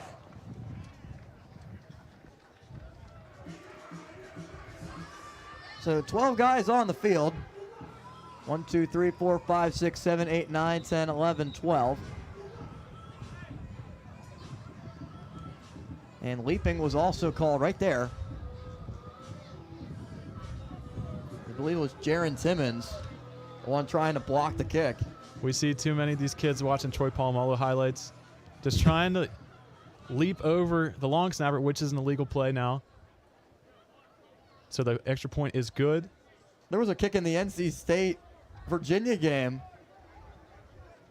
last night that I saw where it was the same type of thing. Leaping, just trying to jump over the pile to block the kick. The 15-yard penalty puts the ball at midfield to kick it away. I'll tell you what, if they can somehow leap over the long snapper and make that block, I think they should let it stand. So the kickoff goes right into the end zone and results in a touchback. So 1:16 left, 35-7. W&J with 3 timeouts. What do you try to do here offensively if you're Mike Sirianni? If I'm Mike Sirianni, I'm scoring a touchdown on this play. You know, you're trying to assert your dominance as a top team in the PAC. The way you do it is by creating huge statement wins. You're already up 35-7. While your starters are still in the game for the first half, why not throw it deep? You know you have the coverage matchup right with Peduzzi and McCosco.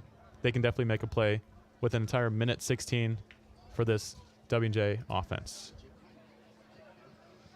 Jake Pugh is our halftime interview you want to make sure to stick around for. His pass is complete to Rosati on the sideline. To the 29. Pick up a 4 on first down. Does a short pickup like that do anything to change your mind compared to maybe a 10, 12-yard completion? It's just something to get a quick play, not waste too much time off the clock, and try and get a more manageable second down so they can take a deep shot. Pugh with time. Now pressure collapses in. A flag is thrown. Pugh escapes far side of the field. Across the middle. Pass is complete to Zach Seaman. Good enough for a first down to the 38. Player down as well in the backfield for Thiel. Might have been holding on the Presidents, and have to check the injury. Holding, offense, number 77. 10-yard penalty, second down. Elijah Staub guilty of holding. That erases the first down catch.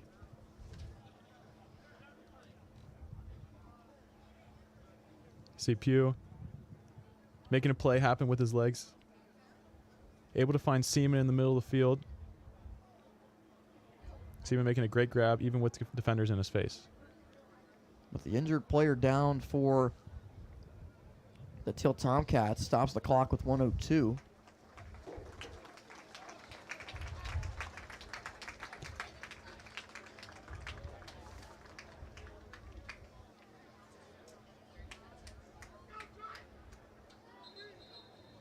Now it's Jordan Volpe who's able to walk off on his own power over to the Thiel sideline. Holding penalty backs the Presidents up now to the 17. Second down and long for Pugh. Kobe DeRosa enters the game for the first time at running back. Pugh in the pistol. Peduzzi one-on-one coverage, far side of the field, right at the numbers. Play clock at 5. Hand off to DeRosa. DeRosa up the middle. The clock was running. After the penalty, move the ball back to the 17-yard line. And W&J just content to let the clock roll out. One more play, though, for Pugh in the offense. He fakes the handoff. Pugh walking deep down the field, nothing there, and Pugh decides to run for it and is dragged down at the 33. Stays in bounds. 5 seconds left on the clock. W&J opting not to use a timeout. And the half comes to an end. 35-7, Washington and Jefferson leads the Thiel Tomcats at the end of the first half of play from Cameron Stadium in Washington, Pennsylvania. It's been all Presidents, 35-0 to start the game, but the Tomcats were able to score on the keeper from just a few yards out for Pattison. Scored the only Thiel points so far of the game.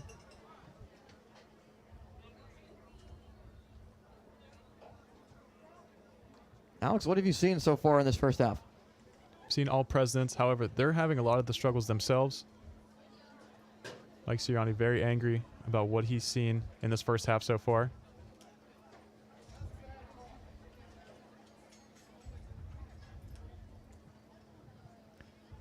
Now let's send it down to the field, and Robert Mangino. Coach, unhappy with the officiating at this point? No, not at all. No, officials do a great job, just like, no, not at all. No.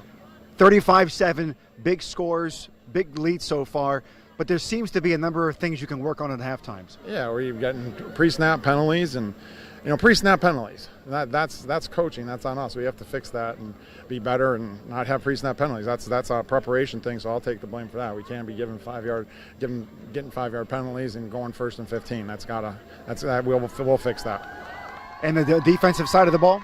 We don't want to give up a score in the end of the half. We got to You know, I mean, you're comfortable with your up a 5-score game, and all of a sudden now you got to go in. It's only a 4-score game. We got to put something together right now.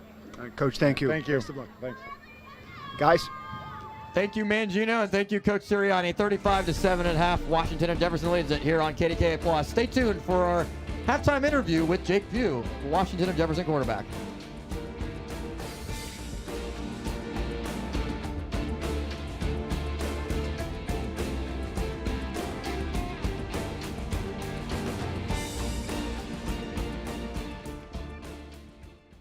You want top quality roofing? Replacing a roof isn't just shingles. It's a complete engineered system. Being Pittsburgh's #1 Platinum Preferred Roofing Replacement Company, we offer free estimates from one of the most trusted and well-trained teams in the industry. With over 40 years in the business, JP Roofing is efficient and complete most roofing jobs in just one day. If you're looking to get your roof replaced, hire JP Roofing and Siding. Quality long remembered at a fair price. It's time to rediscover the original Voodoo Brewing Company pub in beautiful downtown Meadville. Enjoy world-renowned craft beer, delicious and unique cocktails, and one-of-a-kind food items. Celebrate an Allegheny win with the newest fall cocktail, Gator Juice. And if you're looking to take your celebration to the next level or host a private event, look no further than the Voodoo Production Facility and Event Space for your next event. For more information, visit VoodooBrewery.com. Trout Plumbing is a registered and insured master plumber that services the South Hills. They offer a variety of services, including camera inspections and dye testing. Trout Plumbing also offers a veteran and senior citizen discount. When in doubt, call the Trout at 412-983-8106. Here at Loway, we have a pretty vast array of customizable promotional products, from pens, signs, mugs, water bottles, really anything you can think of. Some of the main services we provide here are screen printing, embroidery, and promotional products. What really sets us apart from our competitors is our on-staff design crew and our customer service. We can really help take your branding and marketing to a new level. The main thing you can expect from us here at Loway is quick turnaround times and a really high quality product. I started working out with my dad when I was 12 years old. He said, while everybody else is sleeping, you up working. It's gonna pay off for you. Biggest decisions I ever had to make my junior year. I had my daughter at the time, so, I'm like, I gotta provide. I had the opportunity to leave early. I had to make a decision. Was I gonna leave or was I gonna come back to college for an extra year? I'm about to cry talking about this shit. Once I made that decision to come back, my mindset wasn't just to be good, it was to be great. Allison and Michael have been in their home for 10 years, and their bathroom really needed an update. I like doing home projects. Would have definitely taken me longer than we have. They needed a more convenient option, so they called West Shore. The design consultant made it really easy. I left for work with the kids, and they showed up. Morning. Have a nice day at school.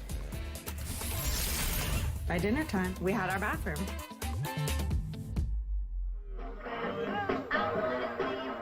And it's halftime. Washington and Jefferson rolling in this one, 35-7. We'll have an interview with their starting quarterback, Jake Pugh, coming up in just a couple of moments. But first, the top 5 plays from the President's Athletic Conference, courtesy of Ethan Porzowski over at Waynesburg University.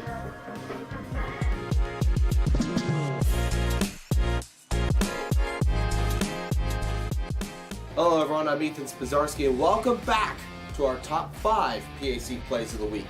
I know last week we did 10, and I know this week we only have 5, but it doesn't matter. The plays are still as awesome and still wow-worthy, so I don't waste any more time for you guys. Let's get right into the top 5 plays of the week. The number 5 play of the week. If you remember last week, we had a fumble recovery in our countdown, and we have one here too. This time it was Allegheny's quarterback Jack Johnson who would fumble the ball, and it would be recovered by Brandon Nolder.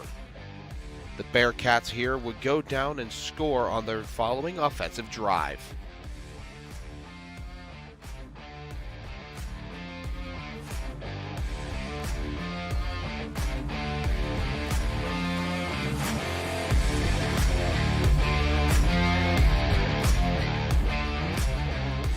The number 4 play of the week.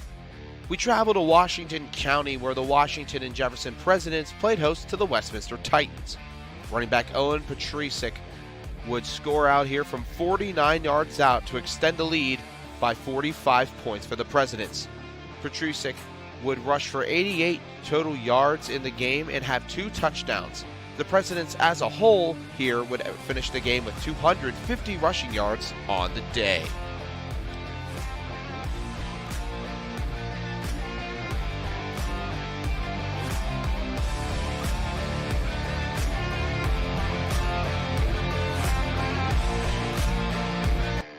The number 3 play of the week. Back to Latrobe, Pennsylvania, where the Bearcats would have a little bit of a flea flicker action here. This here play would be completed to Brandon St. Preux for 21 yards. St. Vincent would punt due to a few penalties following the play. However, it's still a really cool play to watch. As we go here to slow-mo, not a traditional flea flicker. However, flick back to the quarterback. He steps up, fires in the pocket, and delivers a strike down the sideline to help St. Vincent defeat Allegheny in this game.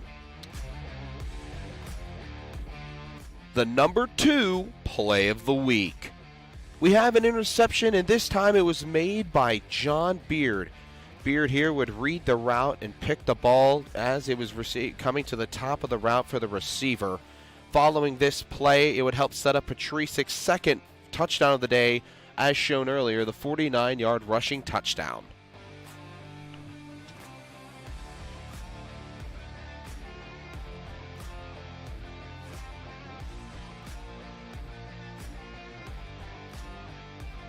And finally, the number 1 play of the week.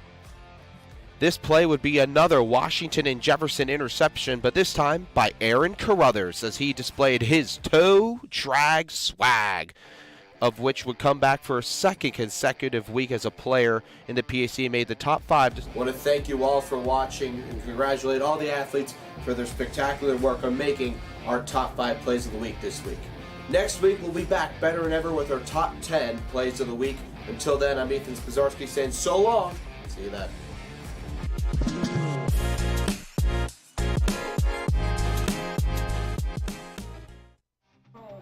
35-7 the score, Washington Jefferson over Thiel. Stick around. Coming up next, the star quarterback for Washington and Jefferson, Jake Pugh. He's lighting up the scoreboard. He'll be interviewed next with our own Austin Bechtel, right here. We've continually invested in the best resources in advanced dental technology to ensure gentle and more efficient treatment for all of our patients. It's very gratifying for me to live in the community where we practice. At our practice, we specialize in sedation dentistry, dental implants, and general dentistry. We take excellent care of our patients so that they're comfortable each time they come visit us. Families have been coming to DeBartolo Dental through the years. Our patients' kids and grandkids are now also our patients. Job, excellent job, okay? That was tough competition, but it was good competition. It shows you what we need to work on. You can't give up, okay? And you never have. You've never made excuses. So we just get back in, we get in the trenches, we play 2 games tomorrow, and then we see what we end up with. Got it? Yes. All right. 1, 2, 3. Maya, can you come in here, please? Already. Yeah, Dad, what's up? Is that your brother on the TV? Yeah, that's my brother. It looks like it's tonight's game. But how can that be your brother? I have never missed a single game. We couldn't go tonight. Remember, you broke your foot. Right. Well, I don't know who's putting on this production, but without them, I'd be missing this.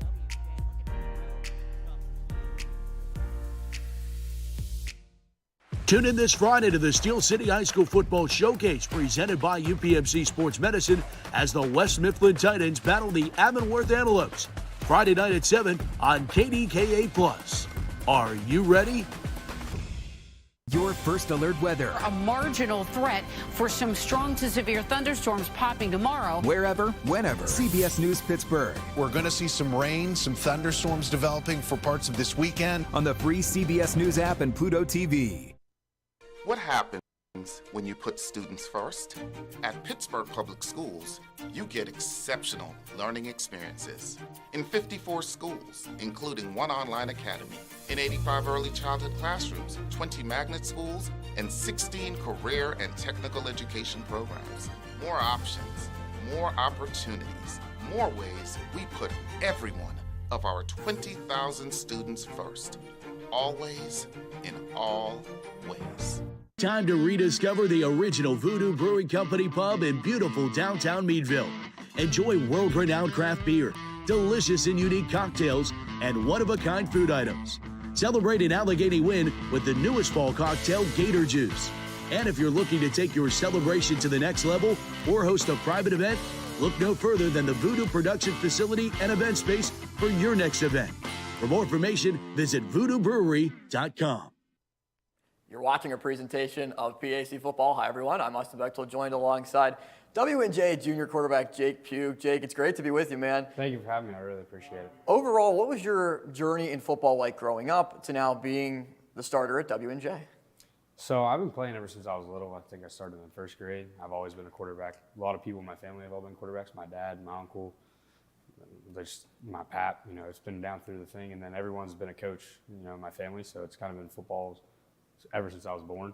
And then I got fortunate enough to play in a great high school program and then now a great college program. So I've only seen the greatest side of football. You've seen nothing but winning. Yeah, absolutely. So for you, when you were younger in youth football to now, what is your journey in transition like in terms of your relationship with football? How has it been altered? So when I was little, it was like I played football because it was like so much fun. It was like another place to hang out with my friends. And now it's like kind of like a job. Like it's, but not in a bad way. Not like I have to wake up and go to football. It's like I get to wake up and go to football. And it's like, people always say when you do something that you love, it's not really like work. And that's kind of how I look at football. Like I love it so much that I have so much fun, but I also know it's like now my lifestyle instead of just something to do with friends to have fun. You mentioned your high school program at Thomas Jefferson in Western Pennsylvania, multiple Whitfield championships. How are you able to take that winning culture and success to W&J? So it's just like football is all about learning how to win and learning what it takes to win. And I think I was fortunate enough to learn that in high school. Like I saw people that didn't win, and I saw my team that we were always really successful. And then we had a team, my sophomore year, we lost to South Fayette. So I was 3 for 4 on Whitfield championships. And that team that we lost, you know, I saw what we didn't maybe have as much as the other teams. And just learning how to win, learning how to compete, and then pushing yourself to limits where you don't think you could possibly go. And that's just kind of what I carry with me now, too. Did you play any other sports growing up that have helped you with football? Basketball and baseball I've played all my life as well, and then I stopped baseball once I got to high school. But they help, just hand-eye coordination, being athletic, running around, being in shape, stuff like that. So W&J took a trip to Italy. We did. In the spring. What was that like? A lot of fun. It was a lot of late nights, a lot of early mornings, a lot of tours, it's a totally different world over there, as you know, as it is advertised, and the food's great. I definitely recommend eating pizza. I had pizza for lunch every day. I tried a different pizza everywhere we went to see what was my favorite. And you also got to play a game over there. What was that like? It was cool because, you know, you see guys that have never played American football before, and then they had 2 kids on their team. I shouldn't say kids, they were way older than me. They had 2 guys on their team that were from American. One played at Kutztown, and the other one played at, I want to say, like Merrimack, I believe it was. And so they were like really good. And then like they had some guys, like they had like a 50-year-old D tackle, which was kind of cool to see because I was like, he's older than my dad, and I'm playing football against him. That had to have been a wild experience. It is. Like you're shaking hands, and it's like, wow, like it's just it's a different world. So they never grew up with American football, but now like it's cool to see that they like it too, and that it brings them joy as well. Coach has been very complimentary of you and what you can be in this program. What is your relationship like with him? We have a great relationship. We like to have fun, and but we also know when to get serious and when to get better. And I think that I think just he's an easy guy to get along with, and he likes his way. He's very stubborn, I will say that. He's probably going to mess with me for saying that, but he's very stubborn. He likes it his way, but he's earned that right. I think I read the thing in the pamphlet today. He's like the 4th winningest coach in the country right now, like at all levels. He's like right there with Nick Saban and Dabo Swinney. Yeah, he's like just ahead of them. And now, obviously, those guys have their status, but he's earned the right to want it his way, but he also is willing to have an open ear and listen to some new things, and we have a lot of fun together. I really enjoy playing for him. What's been one of your favorite memories wearing the President's uniform? One of my favorite memories? Italy's probably up there, but then in uniform, the Westminster win this year kind of meant a lot because it was like 5 straight games against them that they had lost. And to come into that game and not be the starter of that game, but then come in and I didn't win it. The defense won it for us, but to win that game as the starter, that was a lot of fun. So I'd probably put that up there right now, but just every day at practice with my teammates, we have so much fun. You still have a few more years to go, but what would you like to do after football and after W&J in terms of your major and life after football? So in terms of my major, I hope to do nothing with my major. I hope to coach football, and my major is business and economics, so I hope I'm just coaching football, but I know I like that side of the world too, so if coaching football doesn't work out, I'd be willing to go that route. Is there a specific position that you would like to start out coaching football? I would imagine it would be quarterback. Yeah, that would be awesome if I could coach quarterbacks just because I've done it all my life, so I have the most knowledge in it, but I'd be willing to do anything. I just love the game, and I don't want to ever see my life without it. What impact do you want to leave on the W&J program? I just want to be like a kid that, had fun and that everyone looked up to as like, he was a good guy and he worked hard, and even when things didn't go great, he had a good attitude about things, and just someone that like, if kids come to the game, they're like, that's the dad's like, that's a guy that you want to be like. Just when people say that about me, or like people give compliments to my parents about that stuff, that's what really makes me happy. And obviously you want to have all the achievements of like the team and individual, but as long as our team's winning and I'm being a good person, that's all I care for. What's one message that you'd like to give to your family, to your friends, to your support staff throughout the years that have guided you to this step? Just thank you. Like, thank you for everything. Thank you to my parents, my grandparents, my family. Just thank you for supporting me and letting me do all these crazy things and going to tournaments here and there, not just for football, but for all sports, and then supporting me all throughout my life and just believing in me and knowing that I can get the job done. Jake, any final thoughts? No, just ready to go this year. We appreciate it. We're really looking forward to seeing you play this year. Thank you, Jake. Jake Pugh representing W&J football. Jake Pugh, fantastic on the field, pretty good off the field too in that interview. Washington and Jefferson up 35-7, and Jake Pugh is looking to be player of the game, fellas. 4 touchdowns out of the 5 that have been scored so far, 3 through the air, 1 on the ground. Alex, Austin? Yeah, Jake Pugh's been solid. What's not been solid is penalties in this game. 8 on Thiel, 7 on Washington and Jefferson. It's been a big part of the story of this game other than the lopsided score. And we see such an ugly game. A lot of mistakes on both sides of the ball for both teams. Just 8 penalties, 7 penalties, 15 total penalties between 2 teams through the first half is incredible. But Jake Pugh has been very solid as we take a look at our overall team stats. Yardage dominated by the Presidents, 227 to 105. 2 turnovers for the Tomcats. Interceptions made by Morantis on the first couple of series of the game as well, as he delivered 2 picks to give the ball back to the Presidents' offense. Led by Pugh, 14 of 18, 187 yards and 3 touchdowns, including 3 caught by John Peduzzi and 1 run in by our player of the game from last week. We've seen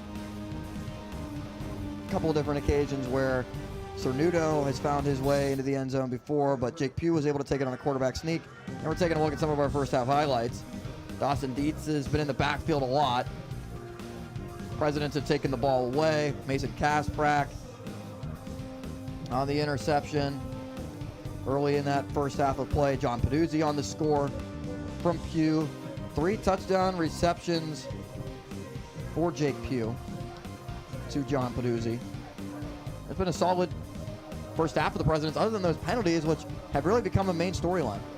We've also seen Thiel with the 2 turnovers. You'd think if coming into this game, if you heard that Thiel had 2 turnovers in the game, you would not think that this game is as lopsided as the score shows. But it has been, as 35-7 is our score, and the wind and rain has significantly picked up. A little bit of a sideways rain. 59 degrees now. Wind has picked up. It feels like 57. It's getting colder. Rain is blowing into the booth here at Cameron Stadium. It's football weather.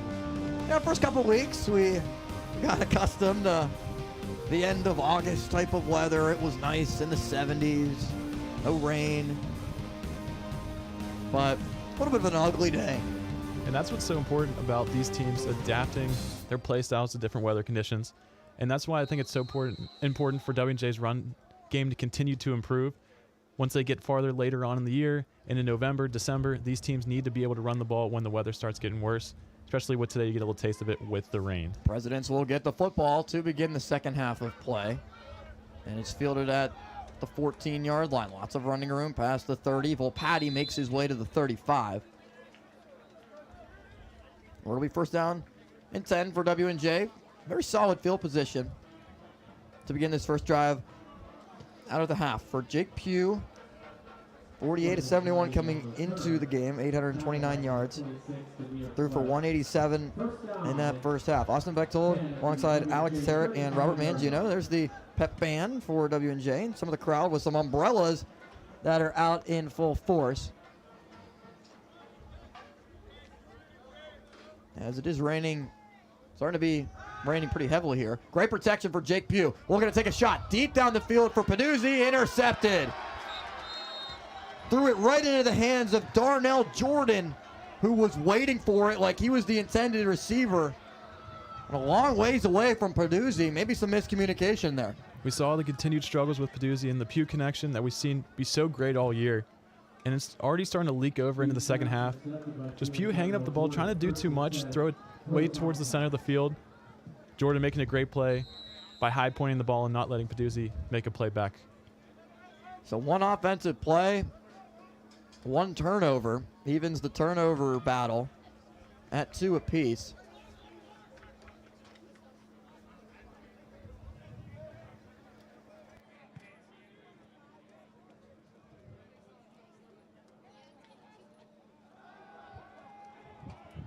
Pass is caught from Plowden. Not that much running room, though. Huge loss of the play of 4.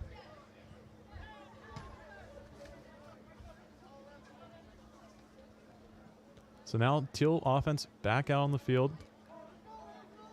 They ended the first half in a great way by getting that touchdown score. And now with the big turnover, with Thiel continuing to get the turnovers they want, and that was one of the keys to the game, was cause turnovers for the Thiel Tomcats. They're doing exactly that. Hopefully this can get them some momentum and get back in this game. Morantis in at quarterback. In the shotgun with 2 receivers each side. Avery Keith collapses in on him quickly. Keith shot through the offensive line of the Tomcats, who had no chance, as Keith records his 2.5 sack of the year. And you see all the attention on Dawson Deese, and you tend to forget about Avery Keith. Just a big physical pass rusher that can get to the quarterback and just making a big play on the defensive line to stop the Thiel Tomcats. And they have a huge third down here after the turnover they had just moments ago. Loss of 10, and Thiel's gone nowhere but backwards. Third down and 24 with the ball at their own 11 for the Tomcats.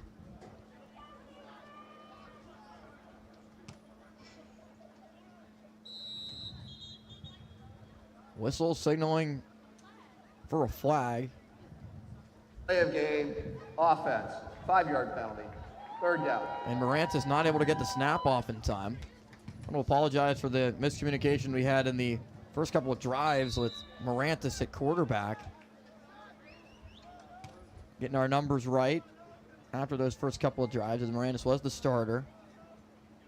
No Joey Fell today, as Robert Mangino told us a little bit earlier. So Morantis hands it off.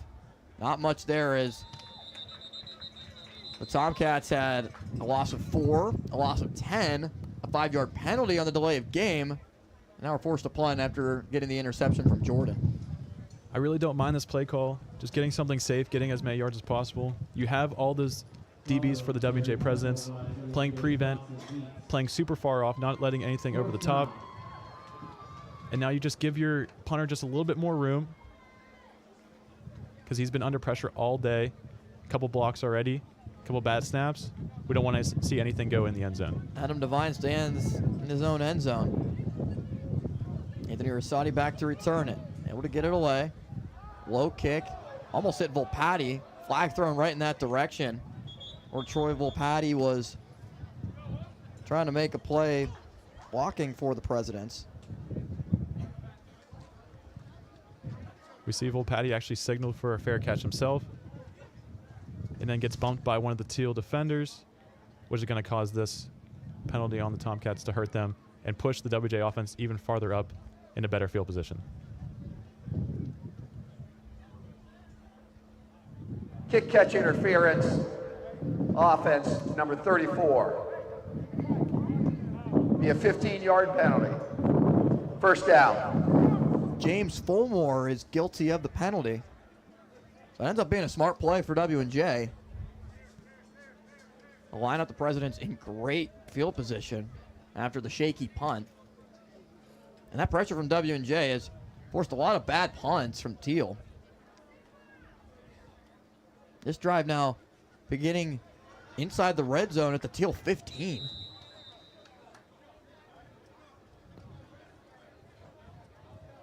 Pugh lines up in the pistol with Huss the back. Hand it off to Huss, running near side. Huss gets the edge. Past the 15 towards the 10 and out of bounds. Justin Huss with a pickup of 5. Huss with a good run here on first down. Inside the red zone, just trying to get as many yards as possible. Tries to get the edge here. Thiel Tomcats swarming to the ball. And now I'm interested to see what they do here. Peduzzi and McCosco each have one-on-one press corners on them. Handoff goes to Huss. Huss past the 5. Huss towards the end zone. Dives for the pylon. Touchdown, Washington and Jefferson.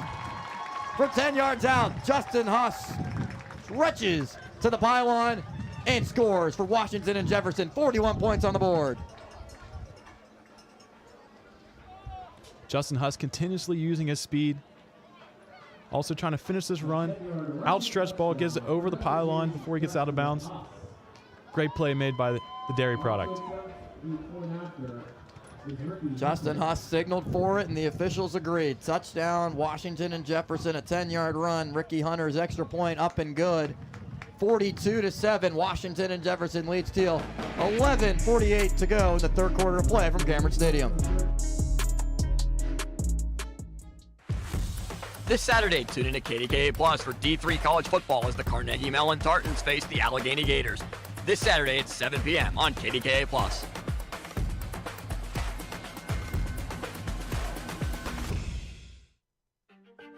When you step through that door or shake their hands, will you be prepared? When you stand up for a client or walk into that meeting, will you be ready to prove to them that you deserve to be there? When you come to Washington and Jefferson, you will be.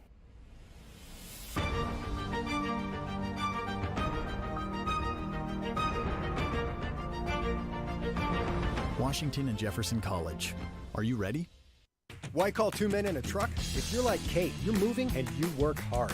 You've got lots of stuff and no time to move it. You need pros, people who care about it as much as you do. That's why you call 2 men in a truck. 2 men in a truck. Tune in this Friday to the Steel City High School Football Showcase presented by UPMC Sports Medicine as the West Mifflin Titans battle the Avonworth Antelopes. Friday night at 7 on KDKA+. Are you ready?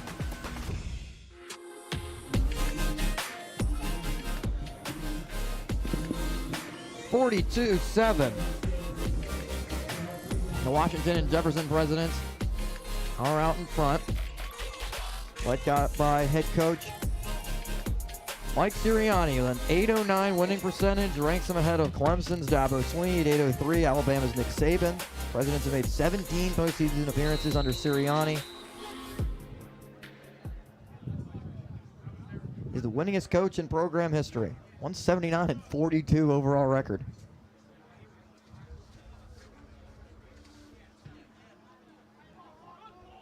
Kickoff away and taken from the 1-yard line by Rogers.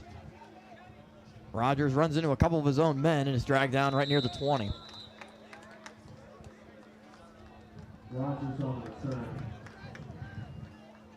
Bring out the W&J defense against Morantis and the Tomcats after a drive that was looking to be decently opportune after getting the interception from Jordan. You're thinking, okay, a little bit of momentum going towards Thiel's way, and then backed up on first down, backed up second down, backed up third down. Nothing was working out well whatsoever on that last drive from Thiel. A penalty on the punt to set up W&J at the 15, and then the 10-yard run from Huss to cap it off. Quick pass is caught by Joseph. Joseph has blocking past the 25, the 30, and out of bounds. Good for a first down. And a gain of about 13 on the play. There's a player down in the backfield for the Tomcats in pain.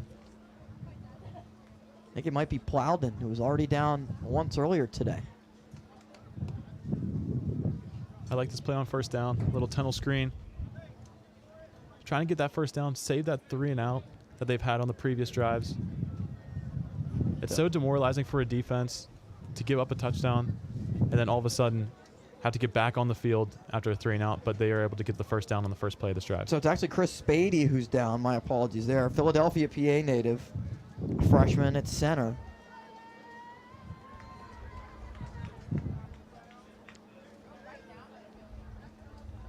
Seen a lot of guys down. Spady, Plowden, Morantis during this game. Next week, we will be back at Allegheny for our second broadcast in Meadville, Pennsylvania for Carnegie Mellon and Allegheny. September 30th. It's a prime time matchup at 7 o'clock, a 7 o'clock kickoff. As this week, Carnegie Mellon is at Grove City at 7 o'clock. Allegheny hosting Bethany at the moment. Carnegie Mellon ranked 14 in all of Division III football.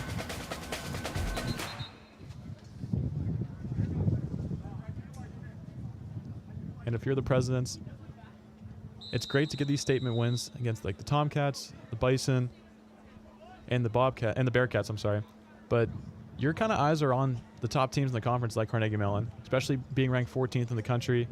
The Presidents want to get on that ranking as well. So the more statement wins they can accumulate, the higher they'll rise up on those rankings. Grove City is also undefeated at 3-0. Morantis, the pressure collapses in on him. Avery Keith once again denies Morantis of anything for his second sack of the game. Morantis has seen number 2 in his face all day. Just Avery Keith getting around the edge, making his way all the way back to Morantis. Morantis not able to get away. Another pushback for the Thiel offense. Just not really moving in the right direction here with penalties and also sacks, incompletions, turnovers. Just not a great day to be on the Thiel offense. Second down and 16 after the loss. Plowed in the back with 3 receivers far side for Morantis. And more movement for the Tomcats. Moving backwards again. Second down. How frustrating can this be for an offense? You've seen it on the facial expressions for so many of these Thiel players, just the absolute frustration and disappointment. It's just hard to get that motivation. Down 42-7, go back on the field. Now you're second and 18, 16. And it's just so tough to just continuously go out on the field and try to make plays when you're down so much. Second down from Morantis. Quick pass near far side is caught. Joseph running with it towards the boundary. Out of bounds close to the original line of scrimmage. We've seen so many of these wide receiver screens, especially Joseph has such that explosive first step. As soon as he catches it, just bowling up the field, getting the edge. Any sort of positive plays they've had on offense has come from these explosive receivers. Lawler, Joseph, all of them get the speed, have been more the reliable receivers on the Thiel offense. Third down and 12. Similar type of formation, but just flipped to the near side. As Plowden now goes and acts as a wide receiver. Far side of the field, Morantis, empty backfield. Pressure collapsing in once again, and the Presidents get home. Keith was there, along with Dawson Dietz, as Washington and Jefferson, another sack for the defense. You just have to feel so bad for Morantis, just nowhere to go. Avery Keith and Dawson Dietz at the same time. These two are such a dynamic duo on the same side of the defensive line. The Presidents got themselves some good ones with Keith and Dietz. And I feel like we haven't seen Jaron Timmons as much as compared to previous years making plays. It's been Keith and Dietz, really the guys that have been in the opposing quarterback and running back's faces every single occasion that they've had. As two guys are back deep for the Presidents, Volpatti as well as Rosati. Rosati makes the reception at the 43, gets hit hard, but did not signal for a fair catch. Hit made by Rayshawn Forrester. 8:44 left in the third quarter. We want to thank our sponsors for being a part of our broadcast here today. Washington Health System, Voodoo Brewing Company, 2 Men in a Truck, GBU Life, and Leway Athletics for being members of our Washington and Jefferson broadcast here today against the Thiel Tomcats. Second broadcast of Washington and Jefferson football. First featuring Thiel of the season.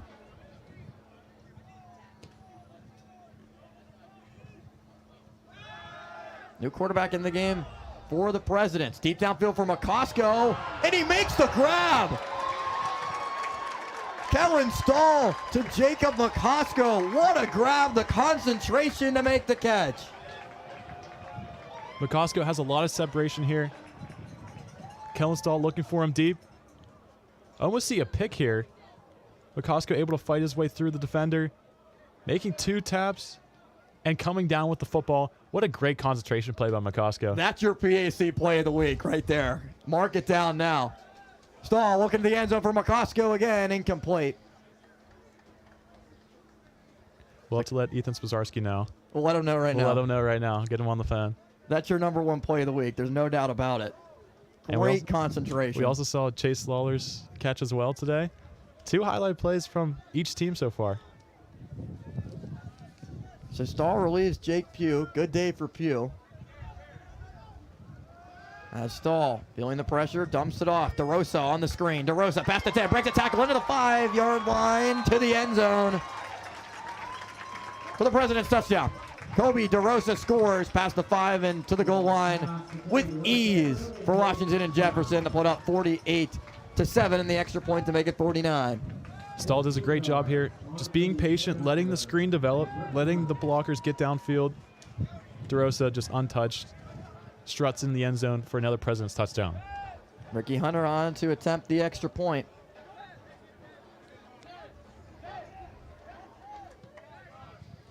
Up and good, 49-7. Washington and Jefferson.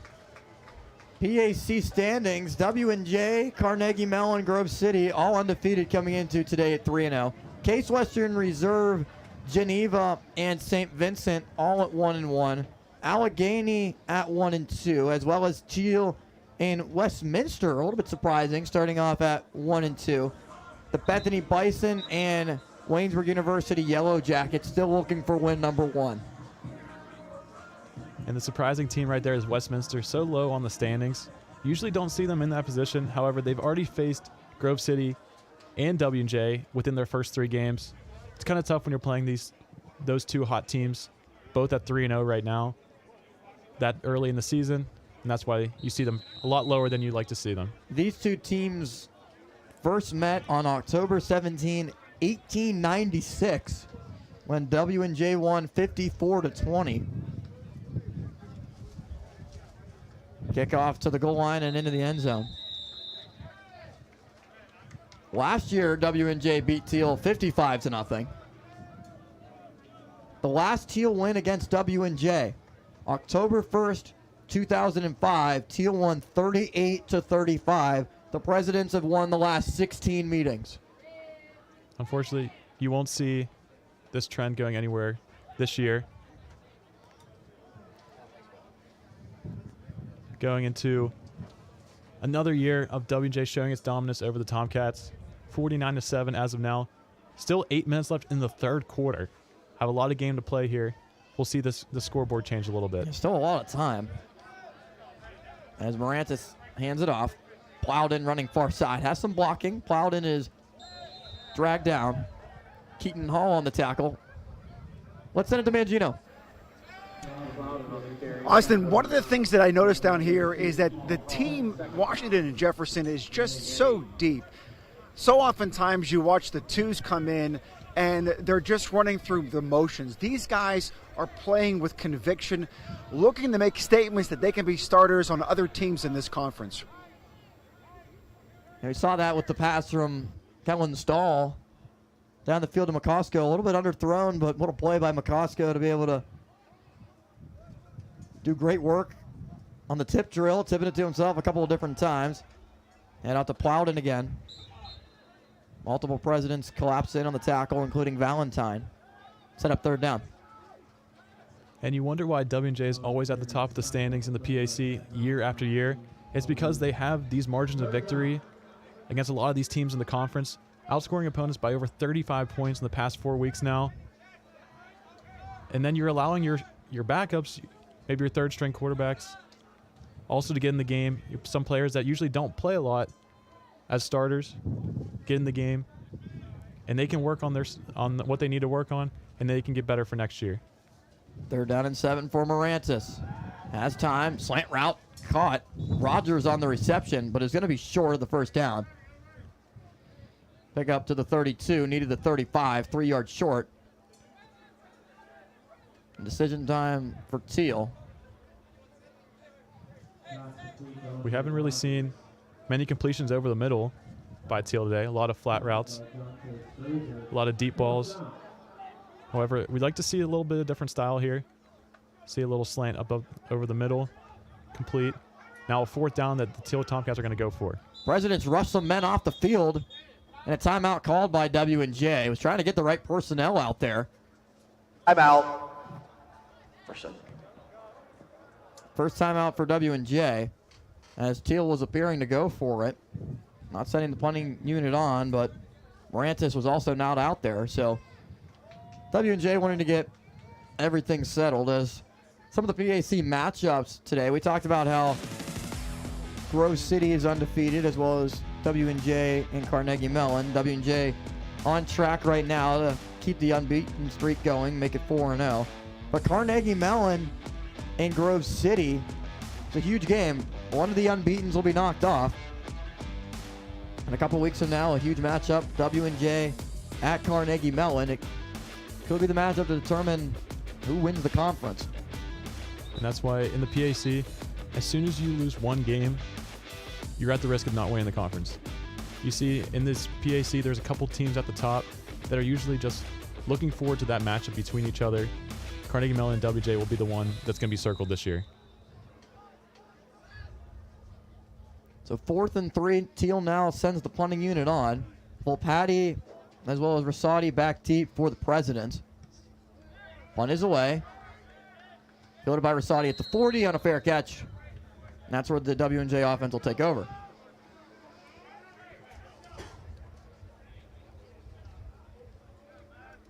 So with Kellen Stahl, who's seen some playing time this year, sophomore quarterback, 5'11", 190 from Johnstown, Pennsylvania. He leads the offense out onto the field with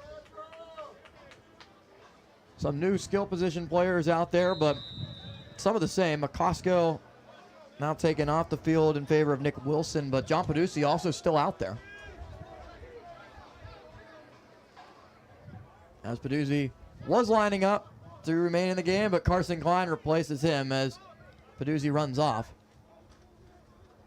Hand off to DeRosa. DeRosa, lots of running room past the 45 midfield. There's a flag thrown past the 45-40, 35-30. DeRosa still going past the 20-15 is where he's knocked out of bounds.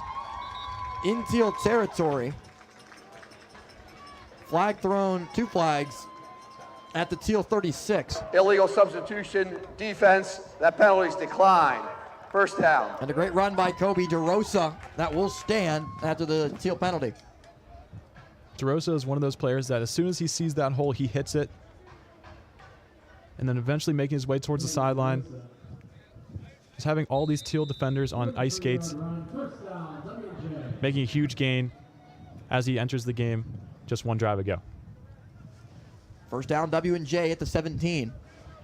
Stahl in the shotgun. Pulling out far side. Stahl looking towards the end zone. Dumps it off, incomplete. Pass was off the hands of Zach Seaman. Bring up second down.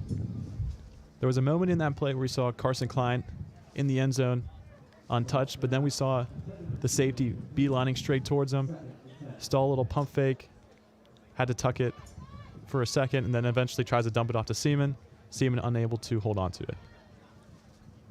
So 2nd and 10 at the 17. 5:25 still to go in this third quarter of play. 49-7 the score in favor of Washington and Jefferson. DeRosa the back in the pistol with Stahl. And out to DeRosa. Lots of running room. DeRosa, though, is upended. Good tackle made defensively by Jordan. See some new faces on the offensive line for W&J. But they're doing a great job of getting some push. DeRosa's able to find some holes. A lot of openings for the W&J run game, even with the starters out. Sets up 3rd down and 4. Pistol formation again. Owen Patricic now the back. Patricic, who actually leads the team in rushing. Scored 2 touchdowns last week. He gets the handoff. Patricic up the middle and scores.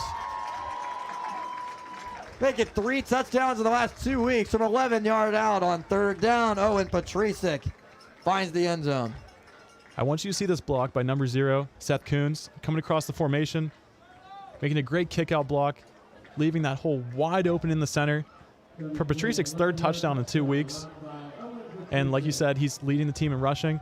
And already 3 touchdowns through 2 weeks. I think that's pretty impressive. Extra point on from Ricky Hunter. Up and good. Well, let's take a break. 56-7. Washington and Jefferson out in front in the third quarter. Dental implants can give you back the confidence and smile you feel has been missing. Implants feel, look, and function like natural teeth. And now you can get 12 months, same as cash. Call DeBartola Dental for an appointment at 412-221-9440. Here at Lowe, we have a pretty vast array of customizable promotional products, from pens, signs, mugs, water bottles, really anything you can think of. Some of the main services we provide here are screen printing, embroidery, and promotional products. What really sets us apart from our competitors is our on-staff design crew and our customer service. We can really help take your branding and marketing to a new level. The main thing you can expect from us here at Lowe is quick turnaround times and a really high-quality product. I'm Andy Sheehan. I'm the lead investigator with KDKA Investigates. I live in Pittsburgh. I've raised my kids here. For decades now, I've worked trying to uncover wrongs. We looked at the quality of water here. We found dangerous levels of lead in the water. We dug further. The city's water authority took action. And today, they have replaced more than half of the lead service lines throughout the entire city of Pittsburgh. We uncover a problem, we get answers, positive change for you and your family. This Saturday, tune in to KDKA Plus for D3 college football as the Carnegie Mellon Tartans face the Allegheny Gators. This Saturday at 7 p.m. on KDKA Plus.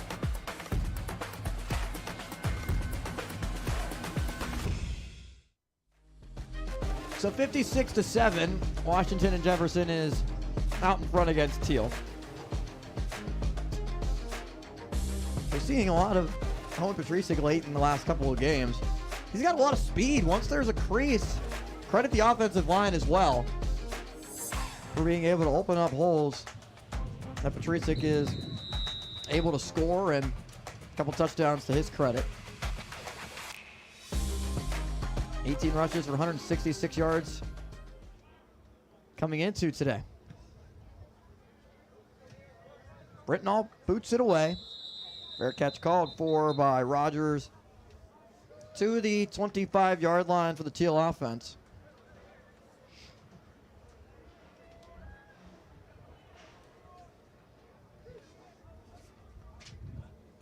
Thiel next week will face off at home, 3 o'clock kickoff against Waynesburg.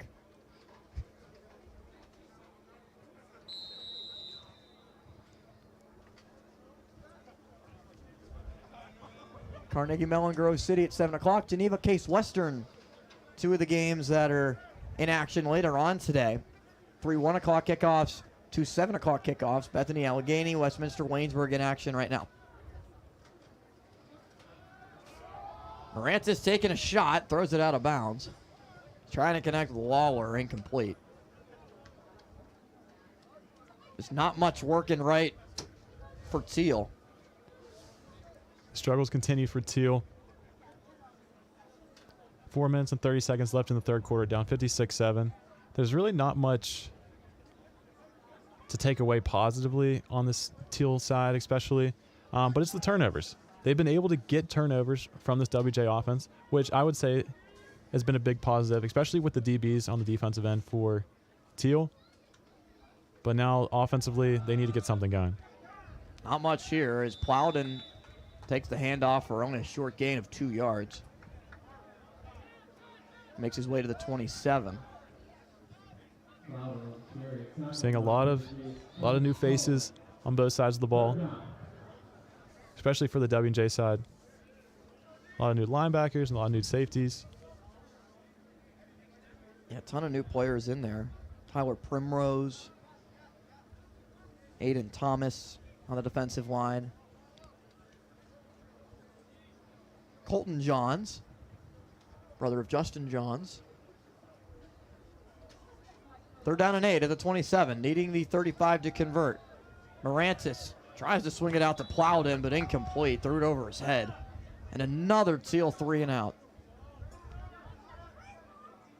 Great job by Dewadu. Just get his hands up, make that throw as hard as possible. Not necessarily going for the sack, but just trying to disrupt the pass, going to Plowden. And you see a 4th down, which we've seen a common theme for the Thiel offense. Just 3 and outs. Nothing much going in the run game. Passes just aren't being completed. We just need to see some bright spot for this Thiel offense to go into next week. Mark Conti is back deep to receive the punt. Good punt. High kick, fielded at the 41 on a fair catch. So the Thiel upcoming schedule. Next week home against Waynesburg, and then at Carnegie Mellon, week 6. Doesn't get much easier for Thiel. And 2 out of the 3 weeks, you got to play W&J and then Carnegie Mellon with Waynesburg squished in between. And then back home against Geneva on the 14th of October.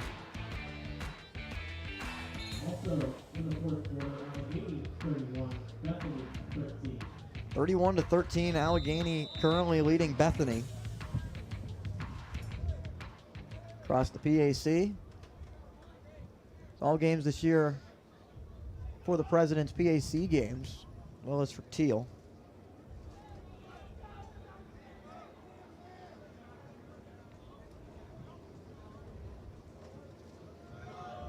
And off up the middle to Patricic.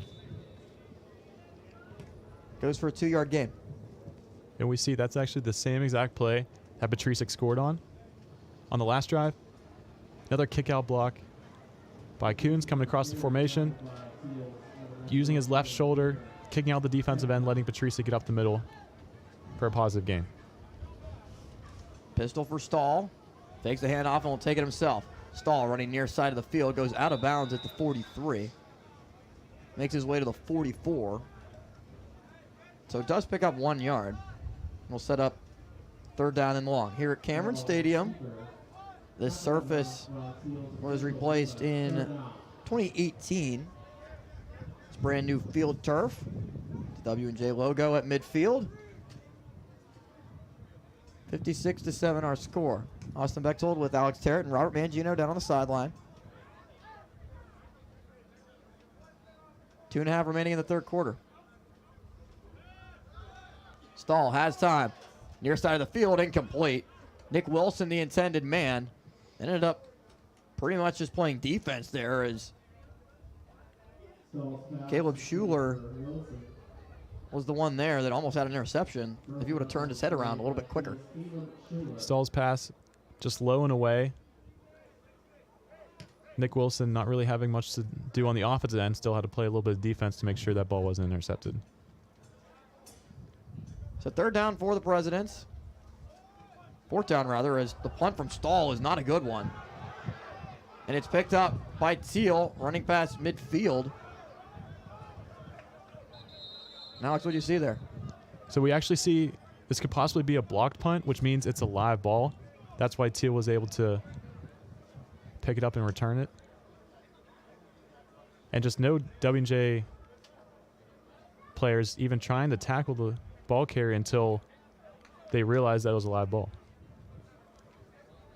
Fourth down was the reading here on the scoreboard, but the chain said third down. Well, it was indeed fourth down. As Thiel has it now at the W&J 39. Best field position for the Tomcats in a while.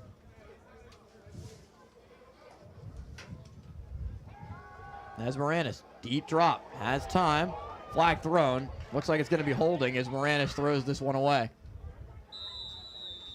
Took a shot at the end of it, too, from Dewadu, who helps him up and now walks back over to the huddle. Holding, offense, number 74. 10-yard penalty, first down. Chris Slavin on the holding penalty at right guard. It's so tough, especially against this W&J defensive line. Just keep Miranda's upright. He's consistently taking all these tough hits, even with holding penalties. Kind of have to feel for number 18 for the Tomcats. Just been a long day. Taking a lot of hits, taking a lot of sacks. Not really completing many passes. His teammates need to give him a little bit of a helping hand a lot, getting off the ground. Hand out to Plowden up the middle. Gain of a couple yards. About 3 or 4. Brings up second down and long.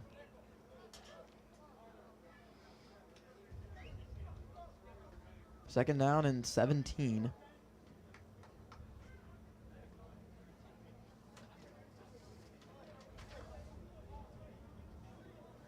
This is a W&J program that is one of the best in all of Division III football.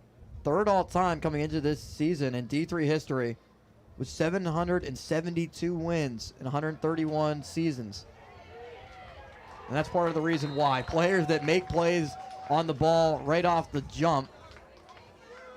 Multiple defenders there for Washington and Jefferson defensively for another tackle for loss.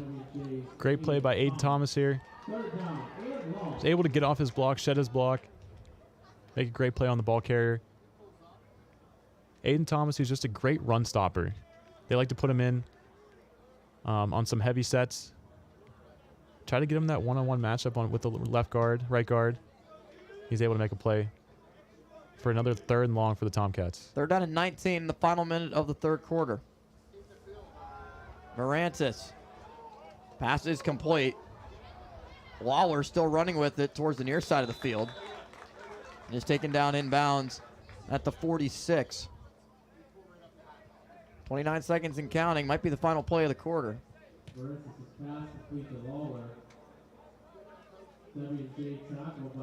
Able to see Thiel Lawler now just on trying the to punt. make Colton Johns on the stop. Lawler just trying to make a play there. Not really anything to go well for the Tomcats in the third quarter. They have one more quarter to try and get as many points as possible. And we'll be back with the fourth quarter, 56-7. Washington and Jefferson leads here on KDKA Plus.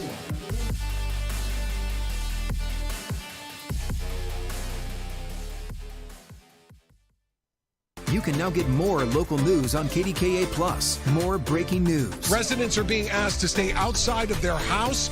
More community stories. More weather. A couple of funnel clouds were spotted. Weekdays at 12:30 on KDKA Plus. When you step through that door or shake their hands, will you be prepared? When you stand up for a client or walk into that meeting, will you be ready?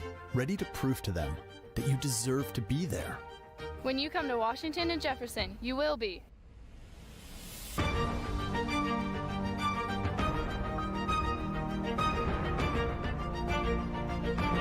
Washington and Jefferson College. Are you ready? Allison and Michael have been in their home for 10 years. and their bathroom really needed an update. I like doing home projects. Would have definitely taken me longer than we have. They needed a more convenient option, so they called West Shore. The design consultant made it really easy. I left for work with the kids and they showed up. Morning. Have a nice day at school. By dinner time, we had our bathroom. This Saturday, tune in to KDKA Plus for D3 college football as the Carnegie Mellon Tartans face the Allegheny Gators. This Saturday at 7 p.m. on KDKA Plus.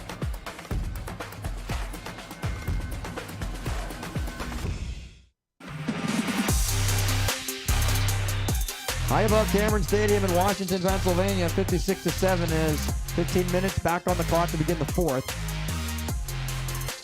On his way, fair catch signal for, and the ball was dropped, trying to fall on it. Scramble at the bottom of the pile. Fair catch called for by Mark Conti, but Thiel comes up with the football. Conti just could not make the grab on the fair catch. Little bit of pressure there, not really though. You just see it come off his helmet. That's usually the case whenever they're trying to look to see if they can make some open running room. Just taking your eye off the ball for that split second causes that ball to cause a fumble. And now you see the Thiel Tomcat offense just trotting back on the field with the best field position they've had all day. James Fulmore, the one that fell on it, the closest there to Conti. At the fumble, so now another turnover for W&J. One-on-one coverage, far side of the field, incomplete. Looking to try to connect with Lawler. Morantes' pass just sailed on him a little bit. Second down. Great coverage here by Jason Nativio. He's left on an island with Lawler. Both little hand fighting at the air right here. And then you see Nativio comes out the victor with the incompletion. So we've seen a lot of different guys on the field for Washington and Jefferson, but Thiel maintaining a lot of their starting guys. Thiel Tomcats don't want to pull those starting guys until they see something positive and something they can look at going into next week. Morantes in the shotgun. Hands it off. Plowden bounces it near side. Plowden past the 10. Plowden to the 5. Plowden to the goal line. Dives for the pylon and is short. 1 yard short as Plowden got 15. Needed 16 to score. We know Plowden's been taking those tough runs all day, trying to spring something loose. He finally gets some open running room here. We'll see them hopefully reward him with a touchdown here and go right back to him.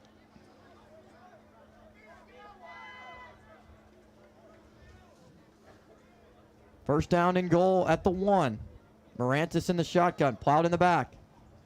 2 receivers far side, 1 on the near side. Morantes hands it off. Plowden toward the goal line and scores. Andy Plowden, touchdown. Thiel Tomcats from a yard away. Plowden finally gets his reward for running hard all day. He's the reason they got into this position just inside the 2 yard line. He's able to make a tough run, finishing in the end zone for Thiel's second score of the day. Lefkowitz on to attempt the extra point.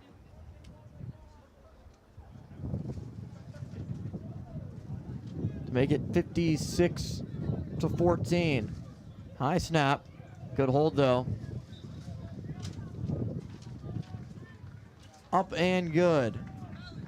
Now the W&J schedule coming up. We talked about how that Carnegie Mellon game is quickly approaching, but first at Grove City, and then that's a huge matchup next week for the Presidents to go on the road against currently an undefeated team in Grove City.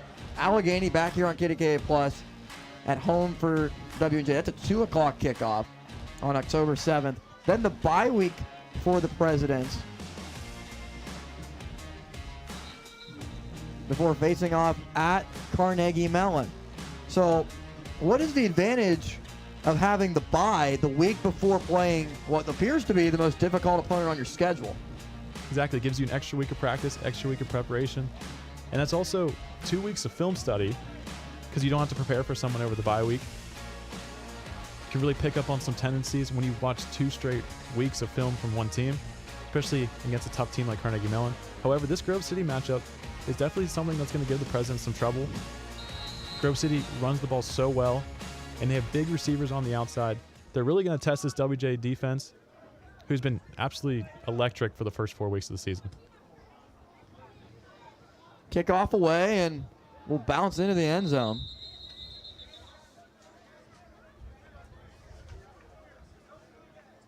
Here in Washington, Pennsylvania, W&J founded in 1781.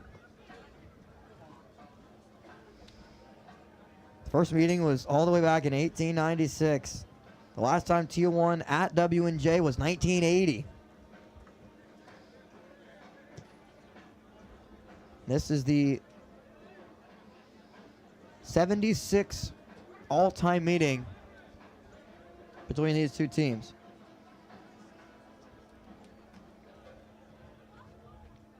Last Thiel win was 2005. Thiel won the PAC that year. Running room for Patricic, dragged out of bounds at the 34, close to a first down, but it's going to be about a yard short. 2nd down and 1. And we know how explosive Patricic is, especially with the stat line he's put up over the last 2 weeks. Just trying to show the team, show the coaches why he deserves more carries earlier in the game. It's just tough behind Huss and Volpatti, 2 great backs for the Presidents as well. Pistol formation for the Presidents. Patricic once again on the carry. Lots of running room for Patricic. Some more midfield. First down. W&J makes his way to the 49. Maybe made it to midfield. Patricic really runs hard, uses his speed. Good all-around back for the Presidents. We see another up the middle play. This W&J offensive line is just doing a great job getting all this push. The Thiel defensive line really needs to step up here. Those linebackers need to make that first initial tackle and not let Patricic get by them. Pistol formation again. Handoff. Goes for a short game, if anything at all. Kayshawn Green on the carry. Gets to midfield and picks up a yard. Sam Bauman for the Thiel Tomcats in his 2nd season was named the head coach in February of 2022. Tomcats have gone 1-11 since he's been hired, but he did help Thiel snap a 41-game losing streak last year with a 27-26 win at Bethany on October 1st of 2022. Stahl looking to escape and can.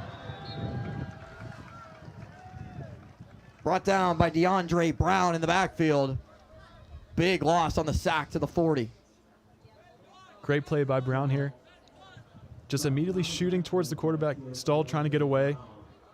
Looks like it was a designed rollout for Stahl. Just nothing but a Thiel defender in his face. Stahl not able to make a play. And now we see a really far 3rd down play for Stahl. Stahl on the shotgun. Patricic returns as the back. 2 receivers far side, one to the near side. Stahl looking down the field, near side. Man open, incomplete. Was trying to connect with Noah Allen, number 80. Incompletion sets up 4th down. Stahl with a great throw. Noah Allen, who entered the game recently, trying to make a play. Got the separation he wanted, just not able to come down with it. Just out of his hands. As the Presidents will punt. Get the ball back to the Bauman offense, who, after the win last week, is 2-11 so far throughout his career as a Thiel coach. As the punt is away, almost blocked by the Tomcats. Takes it bound to the 31 and continues to roll inside the 15, now inside the 10-yard line, where it finally sits down at the 8. KDKA Plus will have coverage on Friday next week, September 29th, of West Mifflin and Avonworth. Catch that with the JRM video production crew and the Steel City High School Football Showcase presented by UPMC Sports Medicine at 7 o'clock, West Mifflin and Avonworth, right here on KDKA Plus.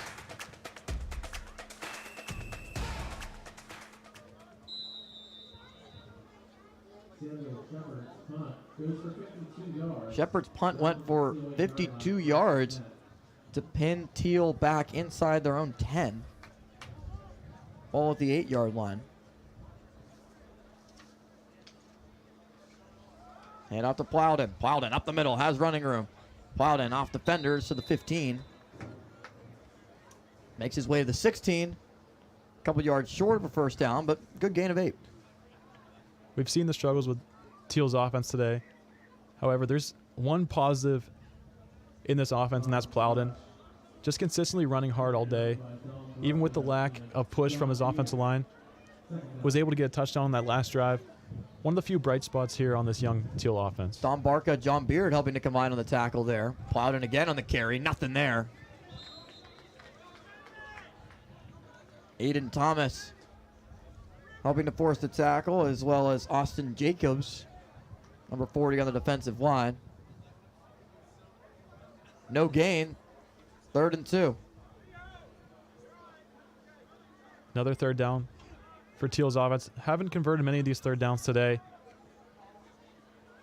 We're going to see a little quick route here on the outside, possibly towards the one-on-one slot. There you go, but incomplete. Was looking for Seth Phillips, the tight end from Hubbard, Ohio. Junior not able to make the catch. Thiel goes 3 and out. Was looking for that quick pass, but just not able to connect. Even with the connection here, it would have been a really tough grab, especially with W&J defense all over that route.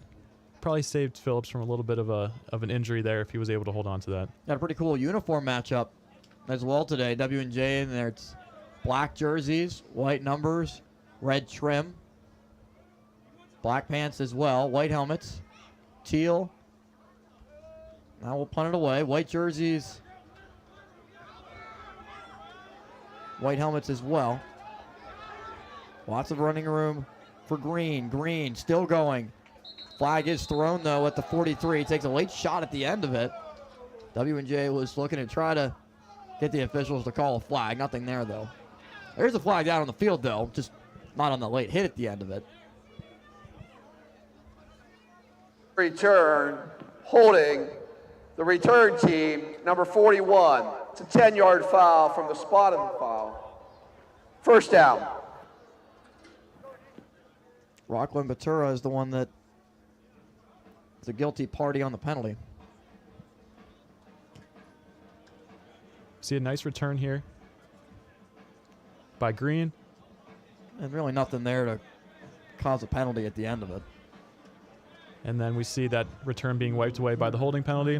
The W&J Pep Band. There's the Pep Band. A lot to cheer about today for the Presidents. Up 56-14 with just under 10 minutes left in this game. We're going to see a lot of runs here by the W&J offense, trying to use up as much clock as possible and making sure that Thiel doesn't have any more chances to score points. And a new quarterback into the game for the Presidents as well. Hands it off to Patricic. Patricic into Thiel territory to the 48. Tell us a little bit about Garrett Hinsdale. Garrett Hinsdale getting his opportunity to play today.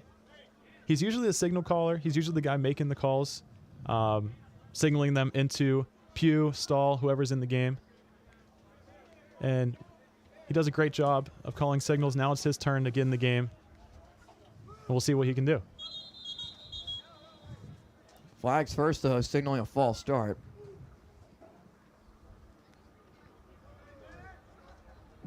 False start, offense, number 62, 5-yard penalty, second down.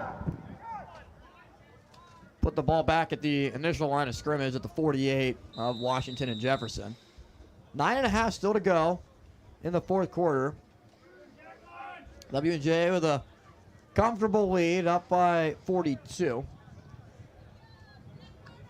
Garrett Hinsdale, the third quarterback of the day for the Presidents. Hands it off. Patricic bounces off the initial tacklers, but can't get much further than a 1-yard gain.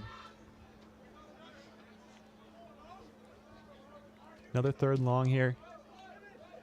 This W&J offense has just been great on third down all day. We've seen a lot of incompletions early on in the game, especially with Pugh and Peduzzi. We saw the connection was a little off today. However, Pugh still connecting with Peduzzi for 3 touchdowns on the day. It's just nice knowing that even on their bad day, they're still putting up touchdowns. Now Garrett Hinsdale gets a chance to sling it. Deep down the field, near side, incomplete. Just trying to find Noah Allen again. Same sideline of an earlier incompletion for Allen, right? It's same spot in the field, really. Not able to connect and bring up 4th down. Hinsdale throwing this ball a little bit on a rope. He sees the opening that Allen had, just not able to connect. Garrett Hinsdale and Noah Allen are actually roommates. So we don't like to see that type of connection happening on the field. We like to see those passes get completed. What do you think the conversation will be like later on tonight? It's going to be why didn't you throw a better ball to me? Punt is away. High punt. Doesn't go necessarily that far, but the bounce will help it. First bounce at the 29 and rolls to the 15.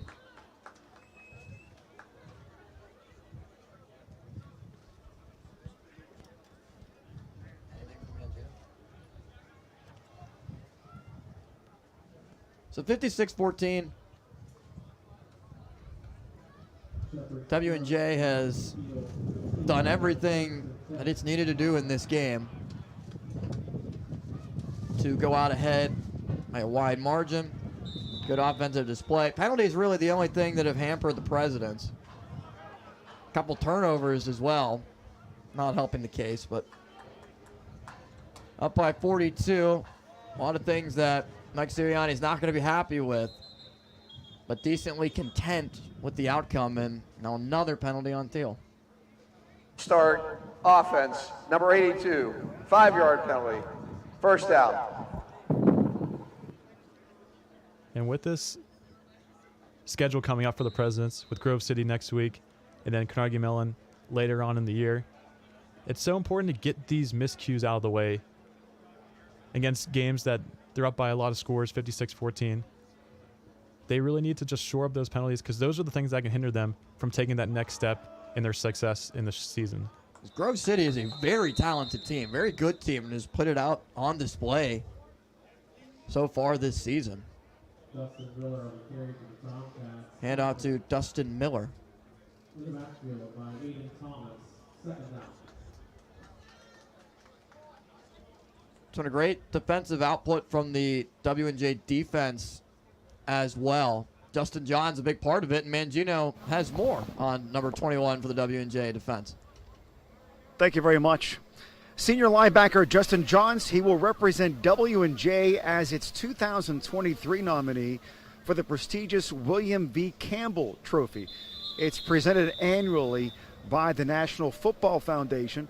How about this? Johns, he has a 3.89 grade point average, and he led the team in tackles last year. In fact, so much so, not only the team, but he was an all-conference leading 102 tackles during the 2022 campaign, and he serves as one of the team captains for this season as well.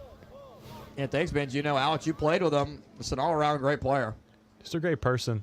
Justin Johns does everything right on the field and off the field, and he's someone that you want to have represent as your captain on this W&J team. Handoff up the middle to Miller after another false start penalty on Thiel. These penalties also prolong the game, and also for Thiel at this point in time, you haven't found that much going in these penalties. They just continue to add up and just continue to just cause more and more frustration. You have enough things to look back on in this game, penalties being one of them. You just don't want to add to that list by making this game go longer, having to run more plays, and potentially widen this margin that you have against the Presidents. 3rd down and 17. Handoff up the middle to Miller again. And Thiel will send out the punting unit. All running plays. Clock continues to churn, now under 6.5.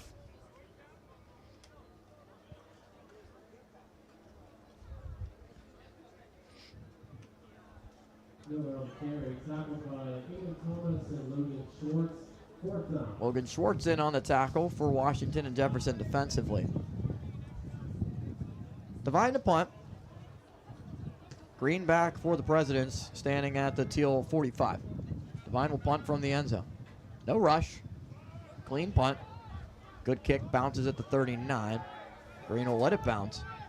Everybody gets away from it as it rolls to the 44.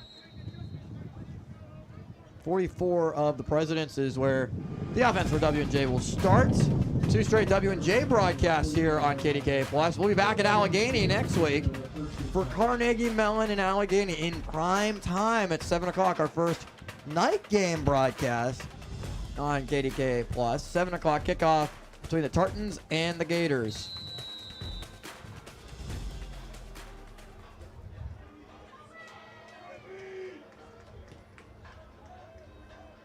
Garrett Hinsdale leads the offense.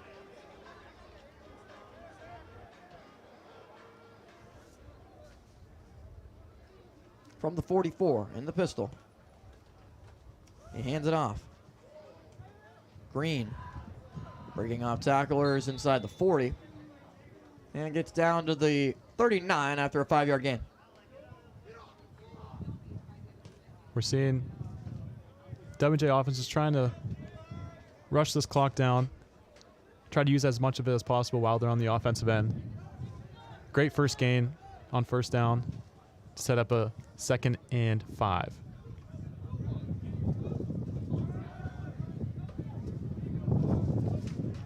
Pyle pushes forward on the handoff to Hunter Bennett, the tight end. So you see Hunter Bennett on the carry. He actually played center for the Presidents last year. He had a great offseason, lost a lot of weight. Now you see him playing tight end and even getting a carry. It's an inspirational story to all the big offensive linemen out there. Good for Hunter Bennett getting the carry. Bad snap to Hinsdale, not able to retrieve it very cleanly. Looked to have been maybe just a little bit to the right of Hinsdale.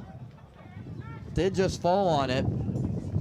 Big loss of on the play of that's 6 yards. See, you're just trying to waste as much time, but then you end up going backwards with the bad snap. There's a little bit of a rain, a little bit of a drizzle. Could have just slipped out of the center's hands. So 2nd down and 18.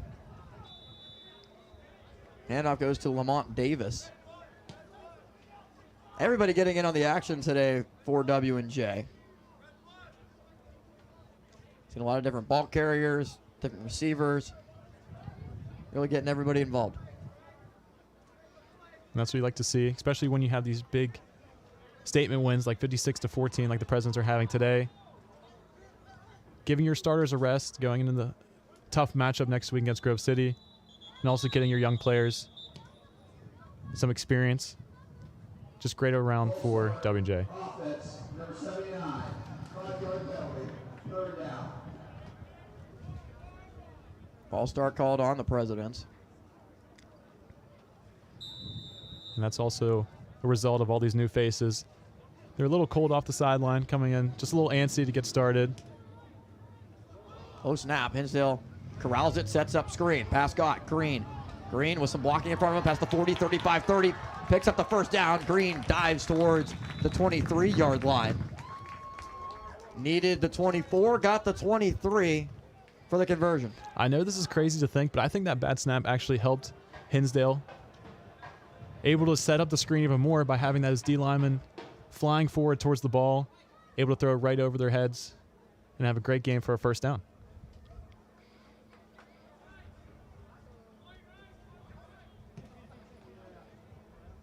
Three minutes remaining from Cameron Stadium. Hinsdale in the pistol. Hands it off. Lots of running room past the 20, 15, and diving towards the 10-yard line is Hunter Bennett. So 2 carries now for Bennett. And threw the football way away from the near side official. Bennett's got some speed to him, Alex. He has got a little speed to him. Love to see that. Just the President continuously to push forward. Just under 3 minutes left to play. And off up the middle. Pass to 10. Lamont Davis makes his way to the 8. 2.5 to go. See a Thiel player shaking up on the play. Oh, no, that's a W&J player. I'm sorry. It is.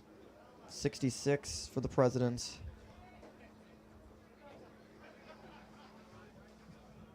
Injured player. As I was just thinking, Alex, you know, it's been a really clean game for Washington and Jefferson. Offensively, Noah Flowers is the man down for W&J. Clean game offensively, defensively in terms of injuries. And now, really the first injury of the game we've seen on the President's side. A lot of bumps and bruises and a couple injuries for Thiel that have been pretty notable, but this is the first notable one really for Washington and Jefferson. You hate to see anyone get injured on the field, especially with a young player coming out trying to show what he's capable of, getting his chance. Seems to be staying down. And then his teammates help him up here.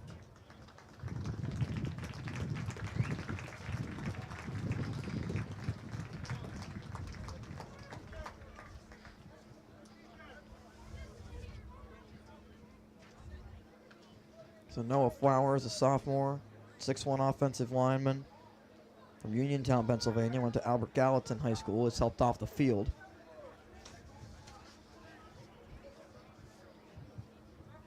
With 2:22 on the clock.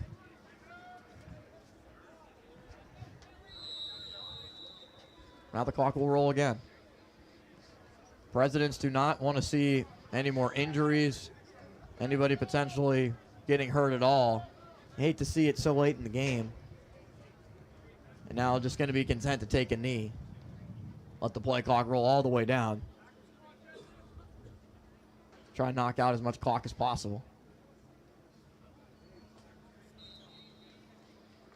Hinsdale takes a knee on second down. I would expect to see that on third down and fourth down as well. Run the rest of this clock out.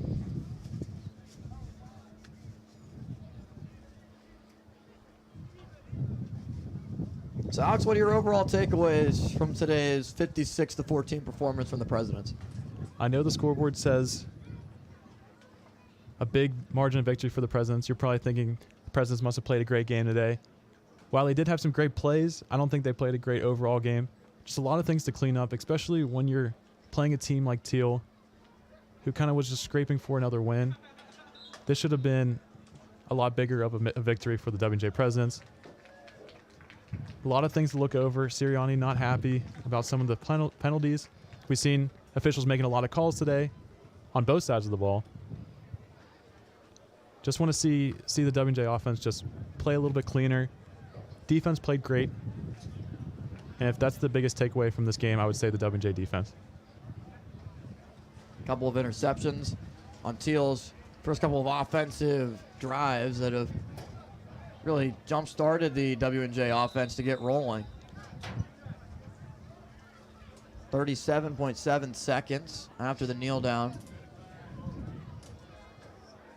for the Thiel offense to come out and run one final play before this one's in the books. I'm imagining that Thiel's most likely going to take a knee as well. Obviously, no way for them to come back in this game, especially with only 37 seconds left. Looks like one offensive play. However, they could run another play just to get their young guys some action here. Handoff up the middle for the final play of the game. Here from Washington, Pennsylvania.